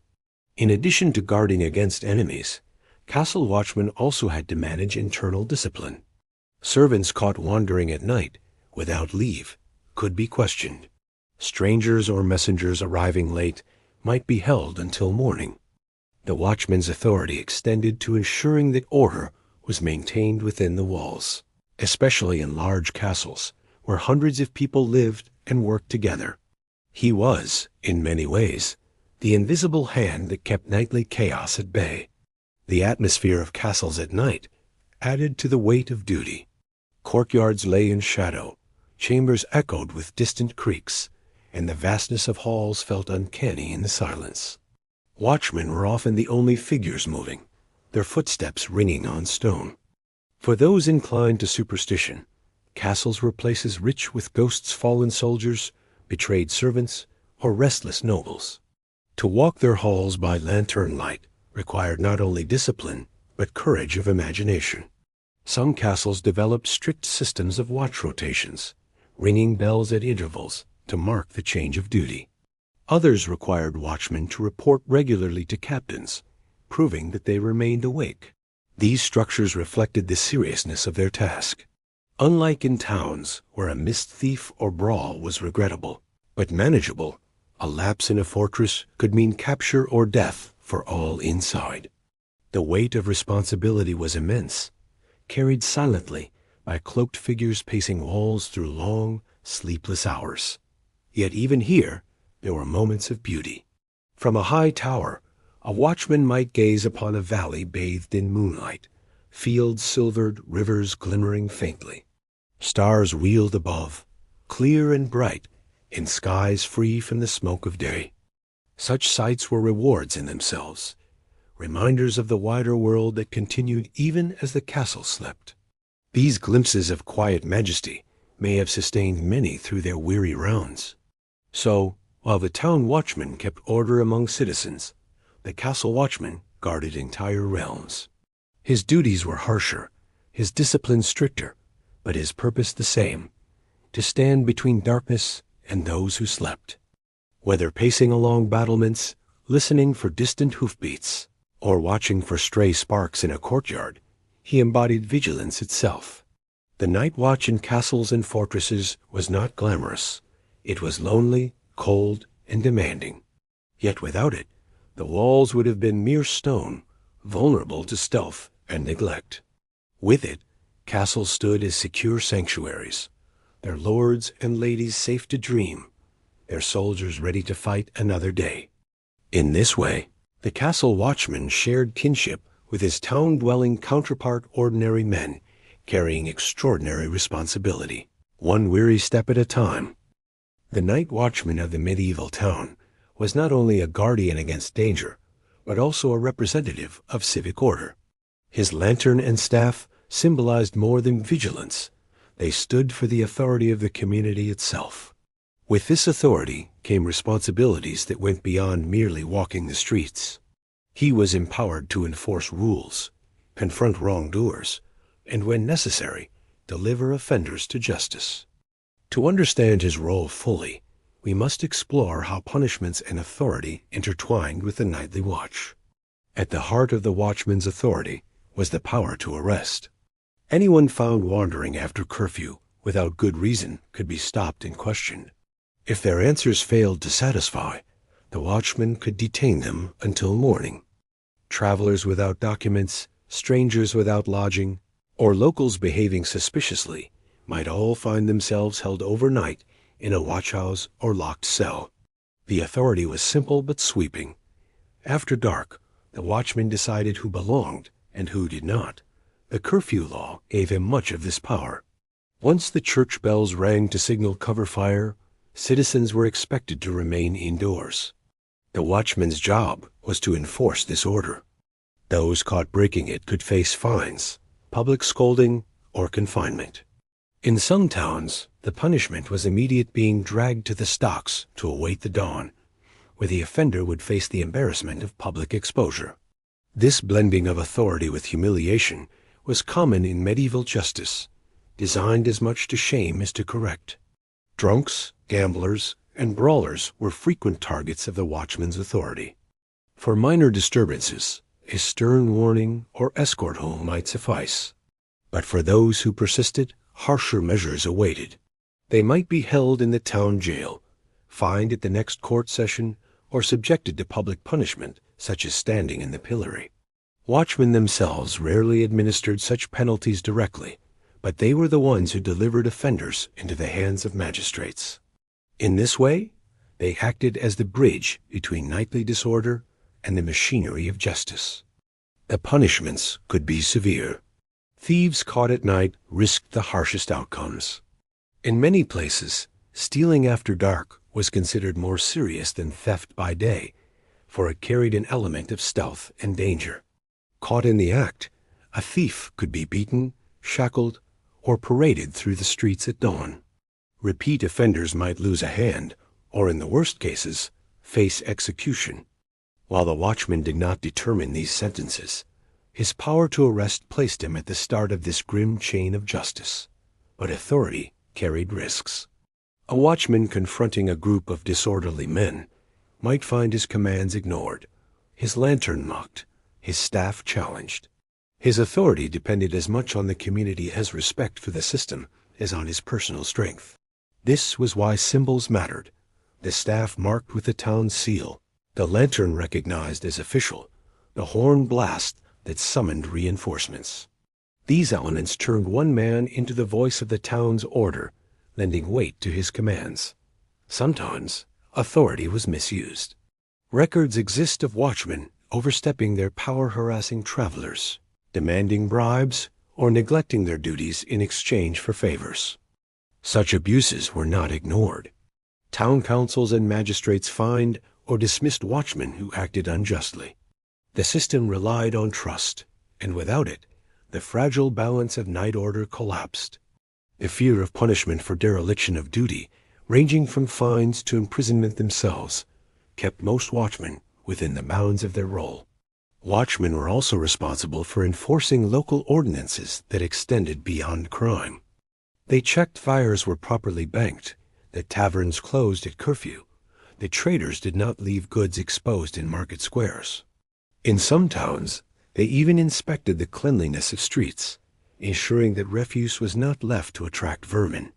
Such duties made them agents of civic discipline, reminding townsfolk that order was not only about preventing crime, but also about preserving the well-being of the community. The punishments they oversaw reflected the medieval belief in justice as public spectacle. Stocks, pillories, and whipping posts were deliberately placed in town centers, so that shame could serve as deterrent. The watchman's role was to feed this system, delivering the guilty into the hands of public judgment. While he rarely wielded the lash or hammer himself, he was the first step in a chain that often ended in humiliation, pain, or worse. At times, the watchman's authority intersected with religion. Offenders caught swearing, blaspheming, or disturbing holy days could be punished as severely as thieves. Priests and civic leaders worked together to maintain moral as well as physical order, and the watchman was their instrument in the night. He embodied not just civic law, but divine discipline, reminding townsfolk that God's order did not rest simply because the sun had set. The consequences of neglect for watchmen themselves were also severe. Falling asleep on duty could result in fines, dismissal, or even physical punishment. In castles and fortresses, as noted earlier, the penalties were harsher still. A guard who slept might be executed, for his lapse endangered all. In towns, the punishments were lighter but still serious, emphasizing the weight of their responsibility. In this way, watchmen lived under the same shadow of justice they imposed on others. Despite the severity of punishments, the watchman's authority was not absolute. He was expected to act fairly, to avoid cruelty, and to bring offenders before magistrates, rather than exacting his own vengeance. The system valued restraint as much as firmness. The watchman's role was to keep order, not to dominate. His authority was rooted in service, not power for its own sake. What emerges from this picture is a role both modest and significant. The night watchman was not a judge, yet his decisions shaped who would face judgment. He was not an executioner, yet his arrests led to punishments that echoed across the town square. His staff was not a sword, yet it carried the authority of law. In his nightly rounds, he embodied the thin line between chaos and discipline, between freedom and control. For townsfolk lying in bed, the watchman's presence meant more than physical safety. It meant the assurance that rules still governed the dark, that disorder was not free to roam unchecked. The knowledge that drunks would be dispersed, thieves apprehended, and strangers questioned brought comfort. Punishments, however harsh, reinforced this comfort by showing that breaches of order did not go unanswered. In this sense, the authority of the watchman was both protective and symbolic. He was the unseen magistrate of the night, enforcing curfews, deterring crime, and holding the weight of justice in his call of all is well. The punishments he oversaw, whether fines, stocks, or imprisonment, were less about cruelty than about preserving the fragile balance of medieval society. Thus, when we think of the night watchman, we must remember not only his lantern as glow, or his staff as echo, but also the authority he carried quietly through the streets. He was the voice of the law in the silence, the hand of justice in the dark. His presence ensured that even when the world slept, order remained awake. Though the night watchman was a familiar figure in medieval towns, his duties, appearance, and reputation varied widely across Europe. From the bustling streets of London to the quiet lanes of German villages, from the canals of Venice to the walled cities of Spain, each region adapted the role to its own culture, needs, and traditions. To walk with the night watch in one place was to experience a rhythm of life both similar and yet subtly different from another. In England, the night watch grew closely tied to the system of watch and ward. By day, townsmen guarded the gates, the ward. By night, they patrolled the streets, the watch. The Statute of Winchester, passed in 1285, formalized this duty, requiring every town to maintain a watch from sunset to sunrise. All able-bodied men were expected to take turns, unless they could afford to pay someone else to serve in their stead. The English watchman often carried a staff and lantern, and he called out the hours in a plain, steady voice. 2 of the clock, and all's well. His authority was strong, backed by the king's law, yet his reputation was sometimes mocked. Plays and ballads poked fun at sleepy watchmen, more likely to doze than to catch a thief. Still, his role endured well into the Tudor period, a reminder of how deeply woven the watch was into English civic life. In France, particularly in Paris, the night watch had a more organized character. By the 13th century, the city employed paid sergeants to patrol at night, overseen by royal officials. These men were armed and carried torches, patrolling the winding streets of the Isle de la Cite and beyond. Their duties included not only keeping order, but also escorting travelers and checking taverns after curfew. French watchmen were often more militarized than their English counterparts, reflecting the greater central authority of the French crown. Yet the complaints were similar. Citizens grumbled about laziness, drunkenness, or corruption among the watch, showing that human frailty was universal. In the German lands, the figure of the Nachtwächter became iconic. Cloaked in heavy wool, wearing a wide-brimmed hat, and carrying both lantern and horn, he was as much a symbol of tradition as a practical guardian. German watchmen were famous for singing verses, as they called the hours, blending duty with poetry. These rhymes often invoked God's protection, spoke of the weather, or reminded townsfolk of their duty to pray. In some places, the Nachtwächter's songs became part of local identity, remembered and cherished long after the practical need for night watch had diminished. Even today, reenactors in German towns keep this tradition alive, guiding tourists through streets while singing the old watchman's songs. In Italy, the night watch reflected the unique character of its city-states. In Venice, with its maze of canals, watchmen patrolled both on foot and by boat, ensuring that curfew was observed and fires prevented. Lantern light flickered across water as guards moved silently through the narrow waterways. In Florence and other Tuscan cities, the watch was more tightly tied to guilds and civic militias. reflecting the Republic's emphasis on citizen responsibility. Italian watchmen were sometimes more professionalized, hired as part of broader urban guard systems. Their presence was vital in cities where politics could quickly turn violent, and where order needed constant reinforcement. In the Iberian Peninsula, Spanish and Portuguese towns had their own variations. In some cities, watchmen combined their patrols with duties of the alguacil, enforcing not only curfews, but also moral laws tied to the Catholic faith. They checked for taverns open too late, lovers meeting secretly, or gatherings deemed suspicious. In frontier regions, where Christian and Muslim communities coexisted uneasily, the watch also took on a defensive character, guarding against raids or unrest.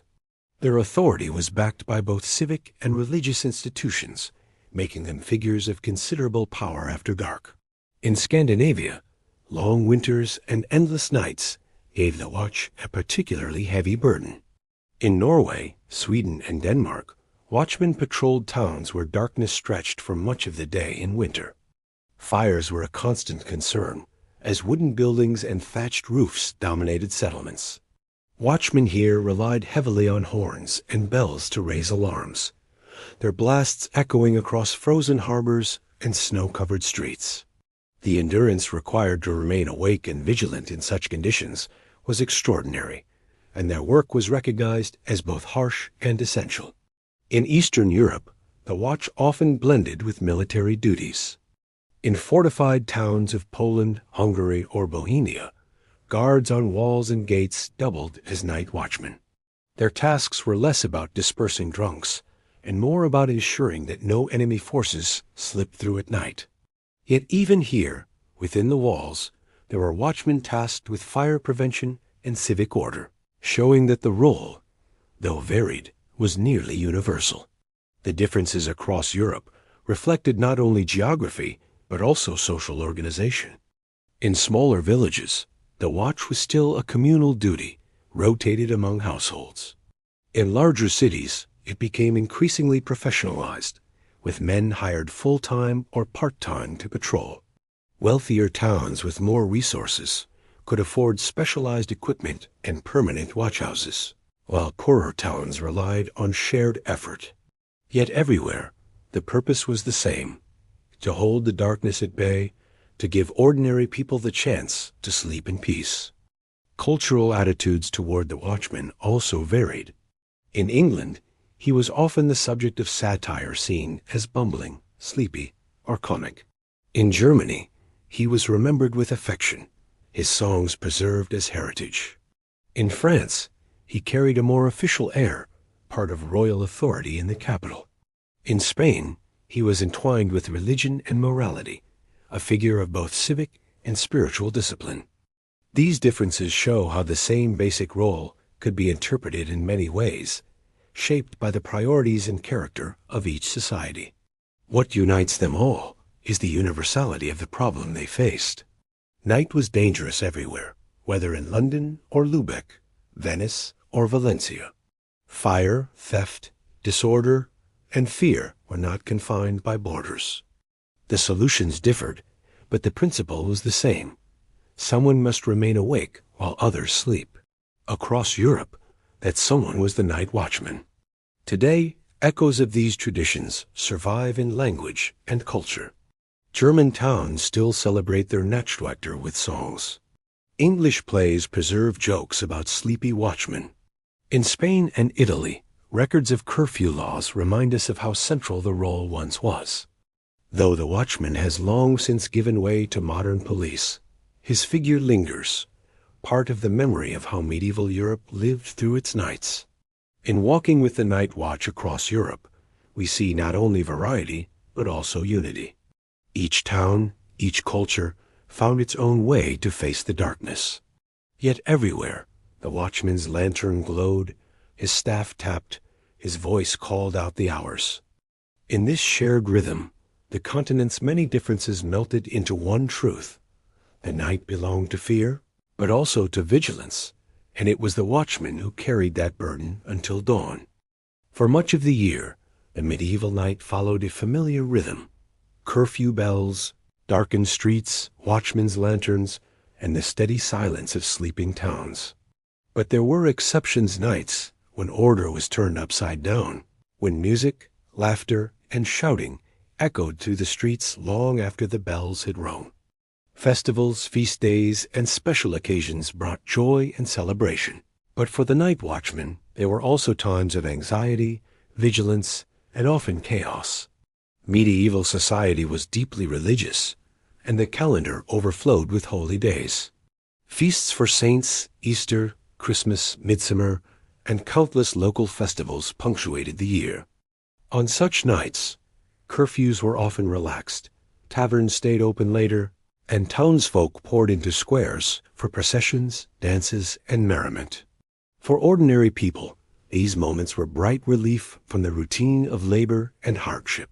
But for the watchmen, they meant longer hours, rowdier crowds, and a higher risk of disorder. One of the most famous and unruly occasions was Carnival, the period before Lent. Across Europe, Carnival nights were marked by parades, masks, and revelry that often stretched well into darkness. Traditional roles where inverted peasants mocked nobles, men dressed as women, and satirical songs filled the streets. The atmosphere was joyous, but also dangerous, for the loosening of rules invited fights, drunkenness, and theft. Watchmen on Carnival nights had little chance of keeping strict order. Instead, their task was to prevent the chaos from boiling over into violence or destruction. Midsummer's Eve, celebrated in many regions, brought its own challenges. Bonfires blazed in fields and squares, their sparks threatening to leap onto rooftops. Youths leapt through flames in daring displays, and dancing continued long into the night. For the watchman, such fire-filled celebrations were nerve-wracking. What was joyous to the townsfolk was perilous to him, for he knew how easily a single ember could destroy half a town. Yet to intervene too forcefully risked angering the crowd, who saw the fire as part of tradition and blessing. The watchman had to walk carefully between caution and tolerance. In cities, fairs and markets brought festivals of another kind. Merchants arrived from distant lands, entertainers performed in squares, and taverns overflowed with strangers. These were opportunities for profit, but also for crime. Pickpockets thrived in crowded conditions, and brawls broke out when drunken revelers from different regions clashed. The watchman's role was not only to patrol, but to manage the tension between locals and outsiders. In some towns, extra men were hired temporarily to reinforce the watch during these busy nights, recognizing that normal routines could not cope with such numbers. Religious processions added yet another layer. On feast days, candles and torches lit the streets as clergy and townsfolk carried relics through town. Hymns echoed in the night air, solemn and holy. But behind the processions, taverns filled and side streets rang with laughter. While priests and dignitaries led prayers, the watchman kept his eye on the edges, where disorder might spark unnoticed. His task was to ensure that the sacred and the profane did not collide disastrously. Sometimes festivals blurred into outright riots. In certain places, local traditions allowed for misrule days when townsfolk elected a Lord of Misrule or staged mock trials of authority. These events, playful at first, could spill into genuine defiance. Bonfires might be used not only for celebration, but for vandalism.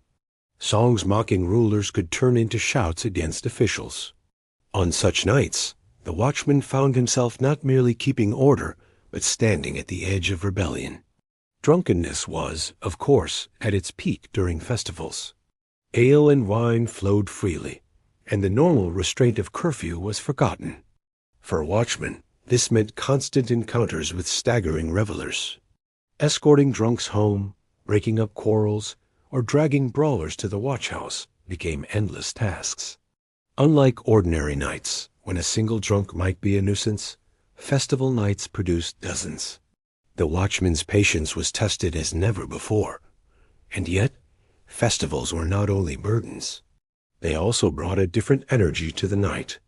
For the watchman, who usually walked empty streets. The sight of torchlit processions, the sound of music, and the laughter of neighbors must have been strange and exhilarating. Even as he kept alert for trouble, he was part of the celebration, his lantern joining the sea of lights, his presence woven into the rhythm of festivity. In some places, watchmen themselves took part in festival traditions. Records mention watchmen singing verses during carnival or carrying lanterns in processions. Though their duty was serious, they were not separate from the community. They lived within it, and festivals were their joy as well as their burden. The challenge lay in balancing participation with vigilance, joining in laughter while still keeping an eye on the embers or the quarrel about to spark. One cannot overstate how disruptive these nights were compared to ordinary ones. On most nights, silence reigned, and a watchman might walk for hours without seeing another soul. During festivals, the streets were alive until dawn, filled with torches, voices, and movement. The contrast was extreme, and the strain of maintaining order amid such liveliness must have been immense. Still, the existence of the watch during festivals shows how deeply the role was ingrained in medieval society. Even when rules bent, even when joy overflowed, there remained an understanding that someone must stand apart, keeping watch, ensuring that joy did not turn to tragedy. Fires had to be prevented, brawls broken, thieves deterred. The presence of the watchman reminded everyone that celebration could not completely escape the bounds of order. Festivals and nights of chaos reveal another truth about medieval life, that the line between order and disorder was thin. A celebration could lift spirits, strengthen community bonds, and create cherished memories. But it could also threaten property, lives, and authority.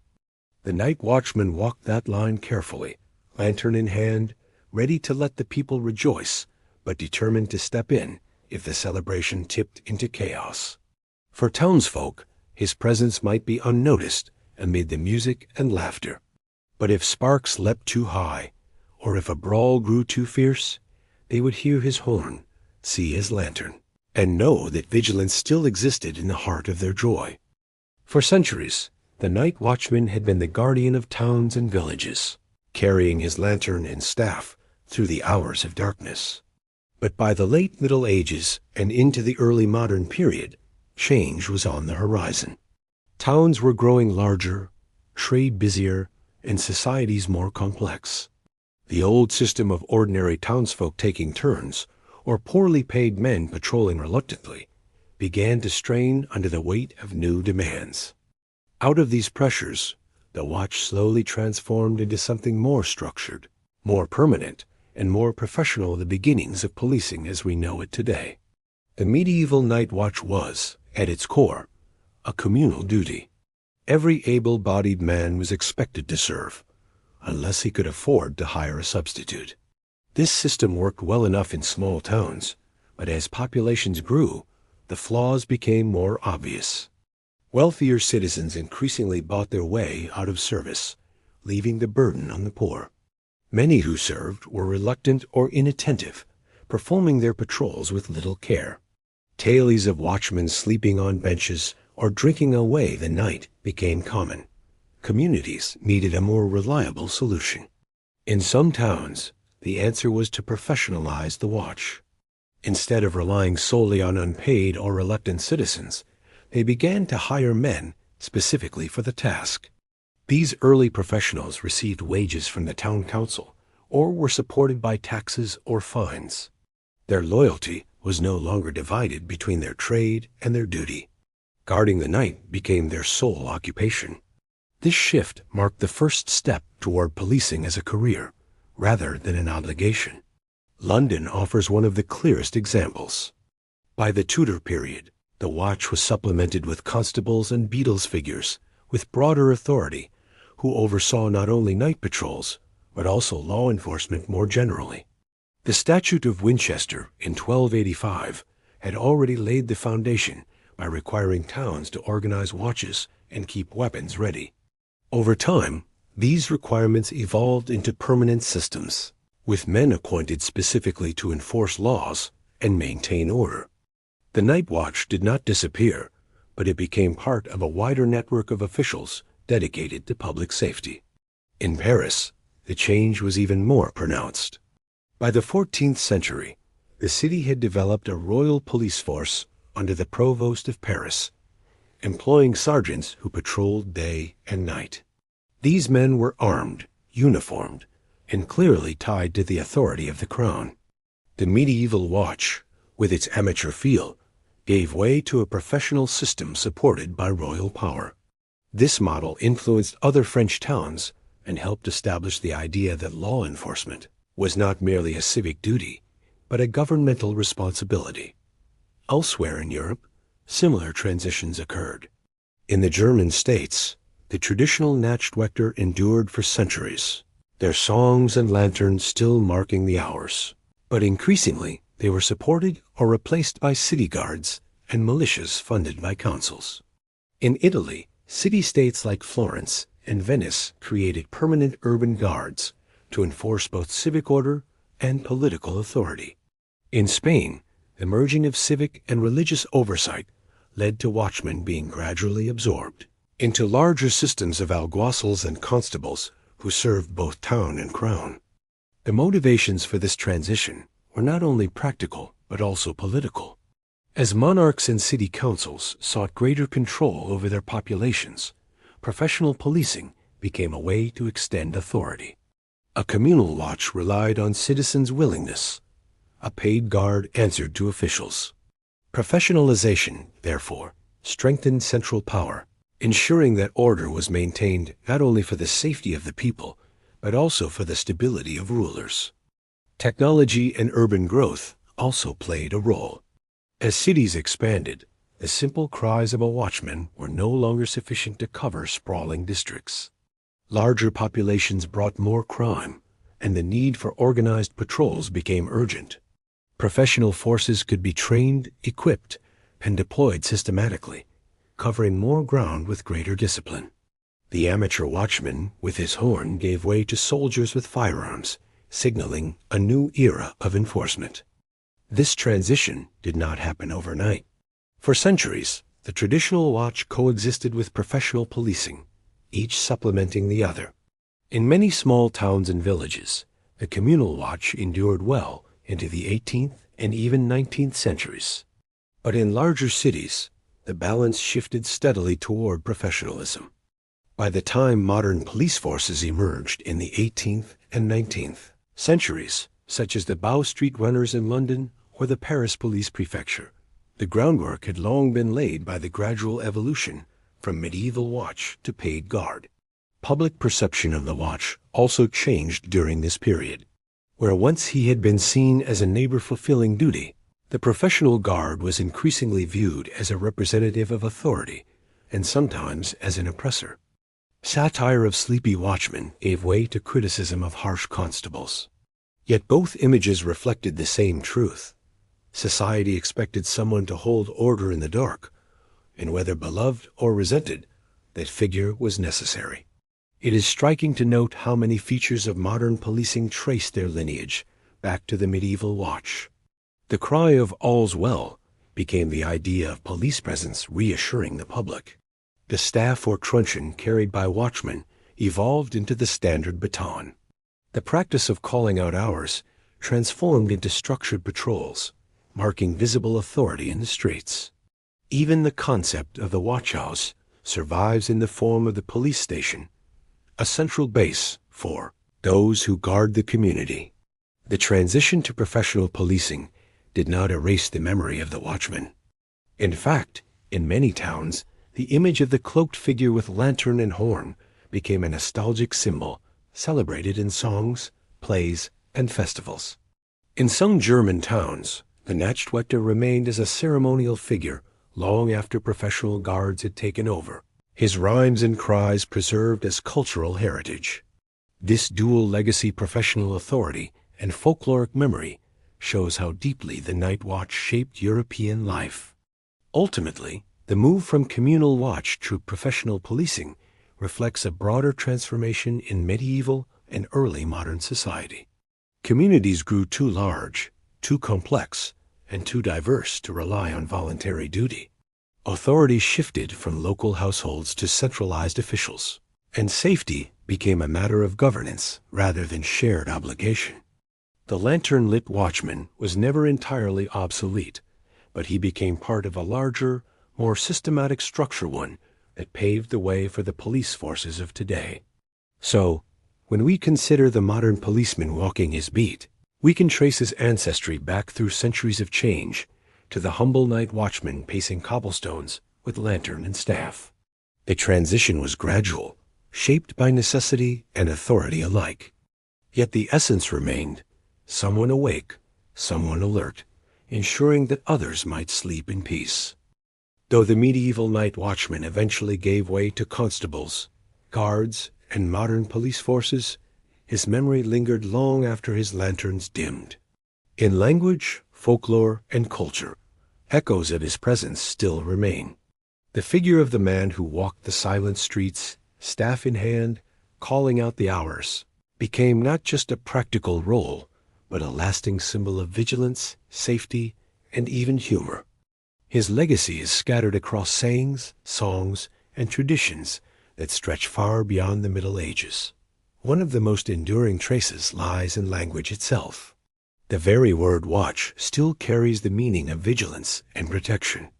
We speak of keeping watch, standing watch, or the watch of the night. These phrases reflect the ancient reality of people who quite literally kept their neighbors safe while others slept.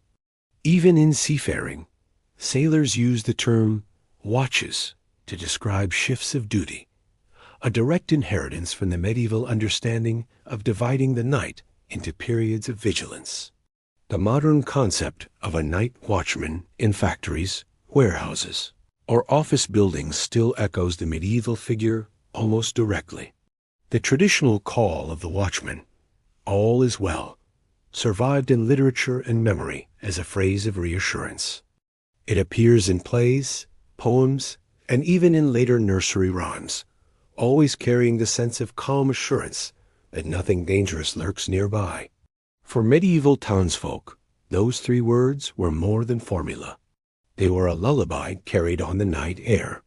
Today, when we hear the phrase in stories or songs, it retains that soothing quality, a reminder of safety amid uncertainty. In folklore and song, the watchman's legacy is especially rich. German towns preserved the rhymes of the Nachtwachter, who sang verses marking each hour. These verses often combined practical information with pious blessings, noting the time, the weather, or urging townsfolk to pray for safety. Some of these songs were collected and passed down, becoming part of local tradition. Even into the modern era, reenactors in Germany have continued to sing them, guiding tourists through streets as if time had never moved on. The watchman's voice, once necessary, now survives as cultural heritage. In England, the watchman often became a comic figure. Plays and ballads of the Elizabethan and Jacobean periods portrayed him as bumbling, sleepy, and easily fooled. Shakespeare's Much Ado About Nothing famously includes Dogberry and Verges, constables of the watch whose incompetence provides humor even as they accidentally uncover the villain's plot. This caricature reflects both the real frustrations people had with their watchmen and the affection with which they were remembered. The sleepy, slow-witted watchman was mocked, but he was also a familiar, almost endearing figure in the public imagination.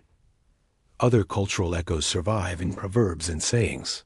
To sleep on watch became a metaphor for neglecting duty, drawn from the very real danger of a watchman nodding off while on patrol. To keep a weather eye open shares similar roots, emphasizing constant vigilance. These expressions, now used far from their original context, still carry the weight of the medieval watchman's nightly burden. The image of the watchman also lingered in art and literature. Paintings from later centuries often depicted cloaked figures with lanterns, embodying mystery and vigilance. In poetry, the watchman sometimes symbolized the passage of time, his cries marking the slow advance of hours. In sermons, he became a metaphor for moral vigilance, guarding against the darkness of sin. The dual role of the watchman, as practical protector and symbolic guardian, gave him a powerful place in cultural imagination. In some towns, a memory of the watchman was preserved through ceremony. Annual festivals reenacted his role, with men carrying lanterns through streets, calling out verses as their ancestors had done. These rituals reminded communities of their heritage, connecting the present with the past where safety depended on one man's steady steps. Even today, guided tours in historic towns across Europe sometimes adopt the persona of the night watchman, using his figure to bring history alive. The watchman also influenced the development of storytelling and mystery. The darkened streets he patrolled, filled with whispers of thieves, ghosts, and dangers, became fertile ground for tales. Legends of encounters with spirits, or of brave watchmen who foiled crimes, enriched the folklore of many regions. In this way, the watchman contributed not only to safety, but also to the imaginative life of his community, becoming part of the stories told around firesides. Perhaps most fascinating is how the watchman's role bridged the gap between the sacred and the everyday. His cries of the hour paralleled the bells of monasteries, marking time in the night. His vigilance was not only for physical safety, but also for moral order, ensuring that curfews were kept and blasphemous behavior restrained. Over centuries, this blending of civic and spiritual responsibility left its imprint on cultural values, reinforcing the idea that to keep watch was a noble and necessary act. Even in modern popular culture, the legacy endures. The figure of the night watchman appears in novels, films, and games as a symbol of mystery, guardianship, or suspense. Sometimes he is portrayed as a humble protector, sometimes as a comic character, sometimes as a sentinel against supernatural forces. In every case, the essence remains, a lone figure in the dark, watching while others sleep. The survival of these legacies shows how deeply the watchman was embedded in the medieval imagination. He was not a knight, not a noble, not a hero of grand battles. Yet his quiet presence night after night left marks in memory, language, and tradition that outlasted many greater figures. He was the human face of order in the hours of uncertainty, and even when his practical role faded, his symbolic one remained. So when we hear the words "keep watch" today, or when we encounter the phrase "all is well" in literature, we are hearing echoes of those long-ago patrols. When tourists listen to the rhymes of a Nachtwächter, they are listening to voices that once reassured entire towns. When plays present the sleepy watchman as comic relief, they are drawing on centuries of affection and frustration. The night watchman may no longer walk our streets, but he still walks in our culture, his lantern flickering in memory. The legacy of the medieval night watch reminds us that history is not only made by kings and battles, but also by ordinary figures whose small acts shaped daily life. Their influence lives on not in monuments, but in words, songs, and stories. The watchman's lantern may be gone, but the light it cast continues to shine faintly in our language and imagination, guiding us still through the shadows of time. To truly understand what it meant to be a medieval night watchman, it helps to step into his shoes and follow him through a single night. Imagine yourself in a small European town around the year 1400. The sun has set, the curfew bell has tolled, and the streets are settling into silence. Behind shutters, families huddle around hearths, preparing for rest. The market square is empty, its stalls covered, its noise gone. The night has claimed the town. Yet while most sleep, one man wakes to begin his long duty. He fastens his heavy wool cloak, pulls the hood over his head, and takes up his staff. In his other hand, he carries a lantern, its small flame shielded behind thin sheets of horn. Its glow flickers on the stone walls as he steps out of the watchhouse, nodding to his companion for the night. Together, they begin their patrol, their boots echoing softly on cobblestones. The first duty is to check the gates.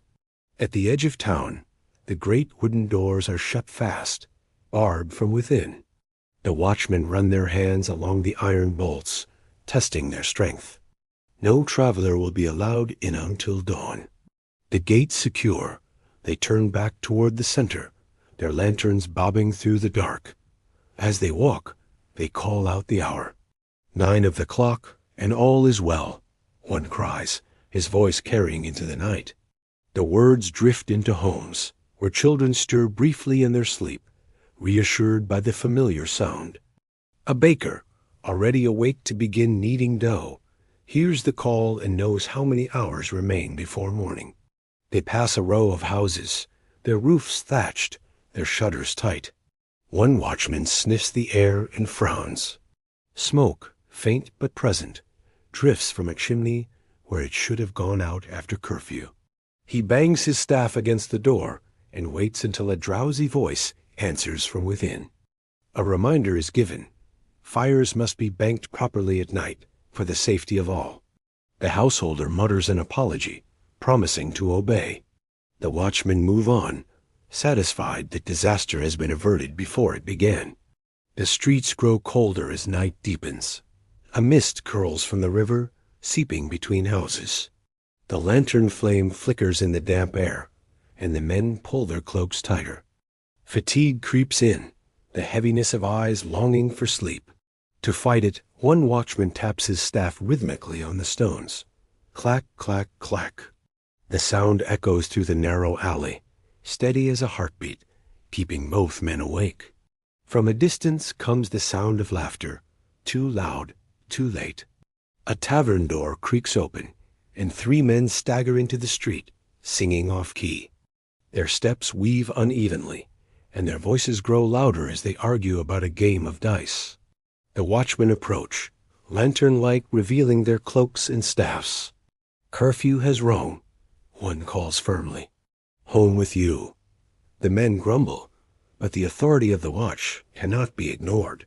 One stumbles away, another mutters curses, the third laughs and bids the watch good night. Slowly they disperse, leaving the street quiet once more. The watchmen continue their patrol, pausing now and then to listen. A dog barks somewhere in the distance, its voice sharp in the still air. They pause, scanning shadows, until the sound fades. Not all noises signal danger, but each must be heeded. In silence, imagination runs wild. In vigilance, order is maintained. Near midnight, they pass the churchyard. The graves lie silent, the stone walls casting long shadows. Many believe this place to be haunted, that restless spirits wander here until prayers release them. The watchmen glance at one another, but keep walking steadily. Their lantern casts light on the gate, reassuring them that it is closed. They murmur quiet prayers, more out of habit than fear, and continue their rounds. Soon after, a stranger appears. A cloaked figure hurries down the street, head bowed, trying to avoid the lantern's light. The watchmen block his path. Who goes there? One demands. The man hesitates before explaining he is a traveler delayed on the road, seeking an inn. The watchmen question him further, testing his answers. Satisfied he means no harm, they escort him to the nearest inn, but warn him firmly not to wander again. To be caught twice might mean confinement until morning. The hours crawl on. Hunger gnaws at their stomachs. One pulls a crust of bread from his pouch, breaking it in half to share. They chew slowly, the simple food tasting like a feast in the empty night. A sip from a flask of ale warms their throats, giving them strength to continue. They return briefly to the watchhouse, warming hands at the brazier before setting out again. Rest is short. The night is long. As dawn nears, the cold grows sharper. The air bites at fingers and cheeks, and fatigue presses heavily. But then comes a sudden alarm, the faint smell of smoke. The watchmen race toward it, staffs clattering on stones. In a small alley, they find a pile of straw smoldering against a wall. Perhaps a candle was dropped, perhaps mischief was intended. Quickly, they stamp it out, beating the embers with their cloaks until the smoke dies. Disaster averted again. The horn remained silent this time. No need to rouse the entire town. But their hearts beat fast, the reminder of how close ruin always lies. At last, the first pale light of dawn creeps over rooftops. The watchmen call the final hour, 5 of the clock, and all is well. Their voices sound weary but steady, carrying through streets that begin to stir. Roosters crow, shutters creak open, and the town awakens. The watchmen return to the watchhouse, where they set down lantern and staff. Their duty is done. Others will take the day's watch, guarding gates and markets while they finally rest. Such was a single night in the life of a medieval watchman, filled with silence, punctuated by small encounters, and overshadowed always by the possibility of disaster. It was not glorious work, nor richly rewarded, but it was essential. Their steps through the night were the invisible thread holding the town together, ensuring that dawn came without calamity. And though centuries have passed, the image remains vivid. A cloaked figure walking through misty streets, lantern flickering, staff tapping, voice calling the hours. He was the guardian of the night, humble but steadfast, carrying the burdens of fear, fatigue, and duty so that others might sleep in peace. And so, our walk with the medieval night watchman comes to an end. We have followed them through silent streets, past taverns and gates, along castle walls and misty alleys. We have seen how they braved cold, hunger, and fatigue, how they confronted drunks and thieves, how they carried both authority and fear of the supernatural. Their lanterns lit more than streets. They lit the imagination of their time, leaving a legacy that lingers in our language, our culture, and our memory. Though centuries have passed, their presence still whispers through the words we use, the stories we tell, and the idea that even in the darkest hours, someone keeps watch. They were not heroes of battle or rulers of kingdoms, but humble guardians whose steady footsteps gave entire communities the chance to rest in peace. If you've enjoyed this journey through the world of medieval night watchmen, I invite you to subscribe to History for Sleep, so you'll always have more stories waiting whenever you need them, whether for learning for calm or simply to help you drift into rest. And I'd love to hear from you.